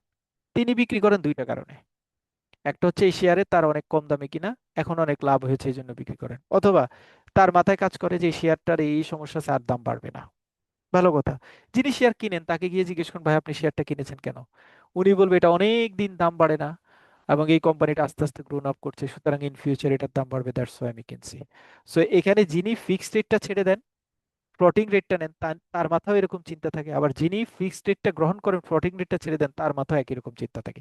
দুইজনই বিজনেস মোটিভ থাকে, দুইজনই দুই জায়গা জায়গা থেকে মানে টিউন করে প্রফিট গেইন করার জন্য করে। So this is called interest rate swap. Currency swap কথাটার মানে কি? কারেন্সি সোয়াপ মানে হচ্ছে রেটটা চেঞ্জ হবে না, সেখানে চেঞ্জ হবে। ধরেন আপনি এখানে একটা লোন নিয়েছেন ইউএসডি তে, এটাকে কনভার্ট করছেন ইউরোতে, অথবা অথবা ক্যানাডিয়ান ডলারে, অথবা অন্য কোনো কারেন্সিতে, অর্থাৎ আপনি লোন নিয়েছেন যেটা যেই কারেন্সি দিয়ে, আপনি অন্য কারো কাছ থেকে সেটা বদল করছেন অন্য কোনো কারেন্সি দিয়ে। ধরেন আপনি লোন নিয়েছেন ইউএসডি তে, আপনি প্রতি মাসে লোন দেন হচ্ছে $500, এখন আপনি অন্য একটা ইনস্টিটিউশন থেকে সেই লোনটাকে এক্সচেঞ্জ করে সোয়াপ করে আপনি তাদেরকে বললেন যে আমি তোমাকে ইউরো দিব এবং আমি প্রতি মাসে 400 ইউরো দিব। So USD is exchange by euro, this is called currency swap. ঘটনা একই রকম, এভাবেই সেম একই রকম, এখানেও তিনটা পার্টি থাকবে। কমোডিটি সোয়াপ কথাটার মানে কি? কমোডিটি সোয়াপ কথাটার মানে হচ্ছে প্রোডাক্টের পরিবর্তন। মানে আমি কমোডিটি সোয়াপ করব। মানে যদিও কমোডিটি সোয়াপটা সাধারণত তেল বা এগ্রিকালচারাল প্রোডাক্টের ক্ষেত্রে বেশি ব্যবহার করা হয়। অর্থাৎ আপনার কমোডিটি মার্কেটে প্রাইস বেশি হওয়ার কারণে আমি ওই প্রোডাক্টটার পরিবর্তে অন্য প্রোডাক্ট একটা বাই বা সেল করা, মানে কমোডিটি চেঞ্জ করবো আমি।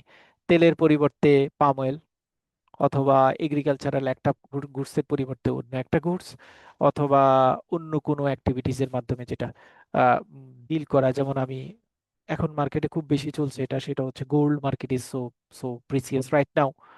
সো গোল্ডকে আমি অন্য কোনো কমোডিটির পরিবর্তে গোল্ড এক্সচেঞ্জ করলো, সেটা কমোডিটি সোয়াপের মধ্যে পড়বে। গোল্ড কিন্তু কারেন্সি না। হ্যাঁ, সো গোল্ডকে আমি কারেন্সি হিসেবে ট্রিট করবো না, এটা কমোডিটি সোয়াপের মধ্যে পড়বে। কারেন্সি হচ্ছে একটা কারেন্সির পরিবর্তন, একটা কারেন্সি এক্সিকিউট করা হচ্ছে, কারেন্সি সোয়াপের মধ্যে পড়বে। ইন্টারেস্ট রেট তো আমরা এখানে বলেছি, দিস ইজ কল্ড সোয়াপ। এই হচ্ছে টোটাল আমাদের 8টা টপিকস। খুবই লম্বা ক্লাস, বাট আমরা এক্সাম্পল দিয়ে প্রত্যেকটা ব্যাখ্যা করেছি। যিনি রিপিট আরেকবার রেকর্ডিংটা শুনবেন, আই বিলিভ যে আপনাদের এই টপিকসগুলি কখনোই আর মানে ওরকম ডিটেইল করে মনে রাখতে হবে না। সোয়াপটা খুব ইম্পর্টেন্ট, পরীক্ষায় আসে, সব পরীক্ষার জন্য। ফিউচার ফরওয়ার্ডের মধ্যে পার্থক্য সব পরীক্ষার জন্য আসে। Option contract, call option is a right not obligations, and pull option is a obligations not right, সব পরীক্ষায় আসে। সুতরাং 3-4টা প্রশ্ন কিন্তু এখানে এমনি বরাবরই ইম্পর্টেন্ট। বিশেষ করে সিনিয়র লেভেলের যে পরীক্ষা যেগুলি থাকে সেগুলিতে এগুলি খুব আসে, এবং এটা ভাইবার জন্য একটা স্ট্রং এবং ইম্পর্টেন্ট টপিকস। সবাই কি ক্লিয়ার? কারো কোনো কনফিউশন আছে? Any confusion? কোনো কোয়েশ্চেন আছে অ্যাজ ওয়েল? কোনো কোয়েশ্চেন আছে কোনো টপিকস এর উপর? কেউ যে এটা ভাই একটু বুঝতে পারিনি,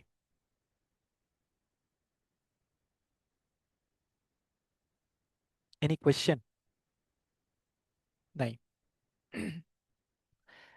আজকে আমরা শেষ করব ক্লাস। নেক্সট ক্লাসের আমাদের জন্য নেক্সট ক্লাসের টপিকস থাকবে। নেক্সট ক্লাসটা আমরা ট্রেডের রিমেইনিং অংশটুকু কভার করে ফেলবো। সো নেক্সট ক্লাসটা আমাদের জন্য আমরা different types of FC account নিয়ে কথা বলবো। Different types of FC account নিয়ে কথা বলবো। আমাদের যত ধরনের এফসি অ্যাকাউন্ট আছে সব ধরনের এফসি অ্যাকাউন্ট নিয়ে কথা বলবো। কোন এফসি অ্যাকাউন্টের ক্ষেত্রে আমার কোন নিয়ম নীতি ফলো করতে হয় সেটা দেখবো। এক্সচেঞ্জ রেটটা নিয়ে আমরা একটু কথা বলবো। ক্রস রেটটা নিয়ে কথা বলবো। ডিফারেন্ট টাইপস অফ রেটের কথা বলা থাকে, সেগুলি নিয়ে আমরা একটু আলোচনা করব নেক্সট উইকের ক্লাসে। মানে নেক্সট ক্লাসে আমরা এই ইস্যুসগুলি নিয়ে আলোচনা করব মোটামুটি। এবং ব্যালেন্স অফ ট্রেড, এই 3টা টপিকস নেক্সট ক্লাসের আমাদের 3টা টপিকস। একটা হচ্ছে balance of trade and balance of payment, তারপরে যে different types of FC account, এবং different types of interest rate, আর এক্সপোর্টের টোটাল প্রসেসটা নিয়ে আমরা একটা ফ্লো চার্ট করব। এই 4টা টপিকস নিয়ে আমরা নেক্সট উইকের ক্লাস থাকবে। মোটামুটি আমাদের ট্রেডের একদম মেইন পোর্শনটা কভার হয়ে যাবে। তারপরে আমাদের 2টা ক্লাস আমরা এডিশনালি নিব। ওই 2টা ক্লাস আপনাদের জন্য সবার জন্য খুব ইম্পর্টেন্ট। সেইখানে আমরা ট্রেডের রেগুলেশনস গুলি নিয়ে কথা বলবো। রেগুলেশনস গুলি নিয়ে কথা বলবো, লোকাল রেগুলেশনসটাকে প্রায়োরিটি দিব আগে। এর পাশাপাশি আমরা ফরেন রেগুলেশনস গুলিও, মানে আইসিসির যে রেগুলেশনস আছে সেগুলি নিয়ে ক্লাস করবো ইনশাল্লাহ। সো সবাই ভালো থাকবেন। আসসালামু আলাইকুম।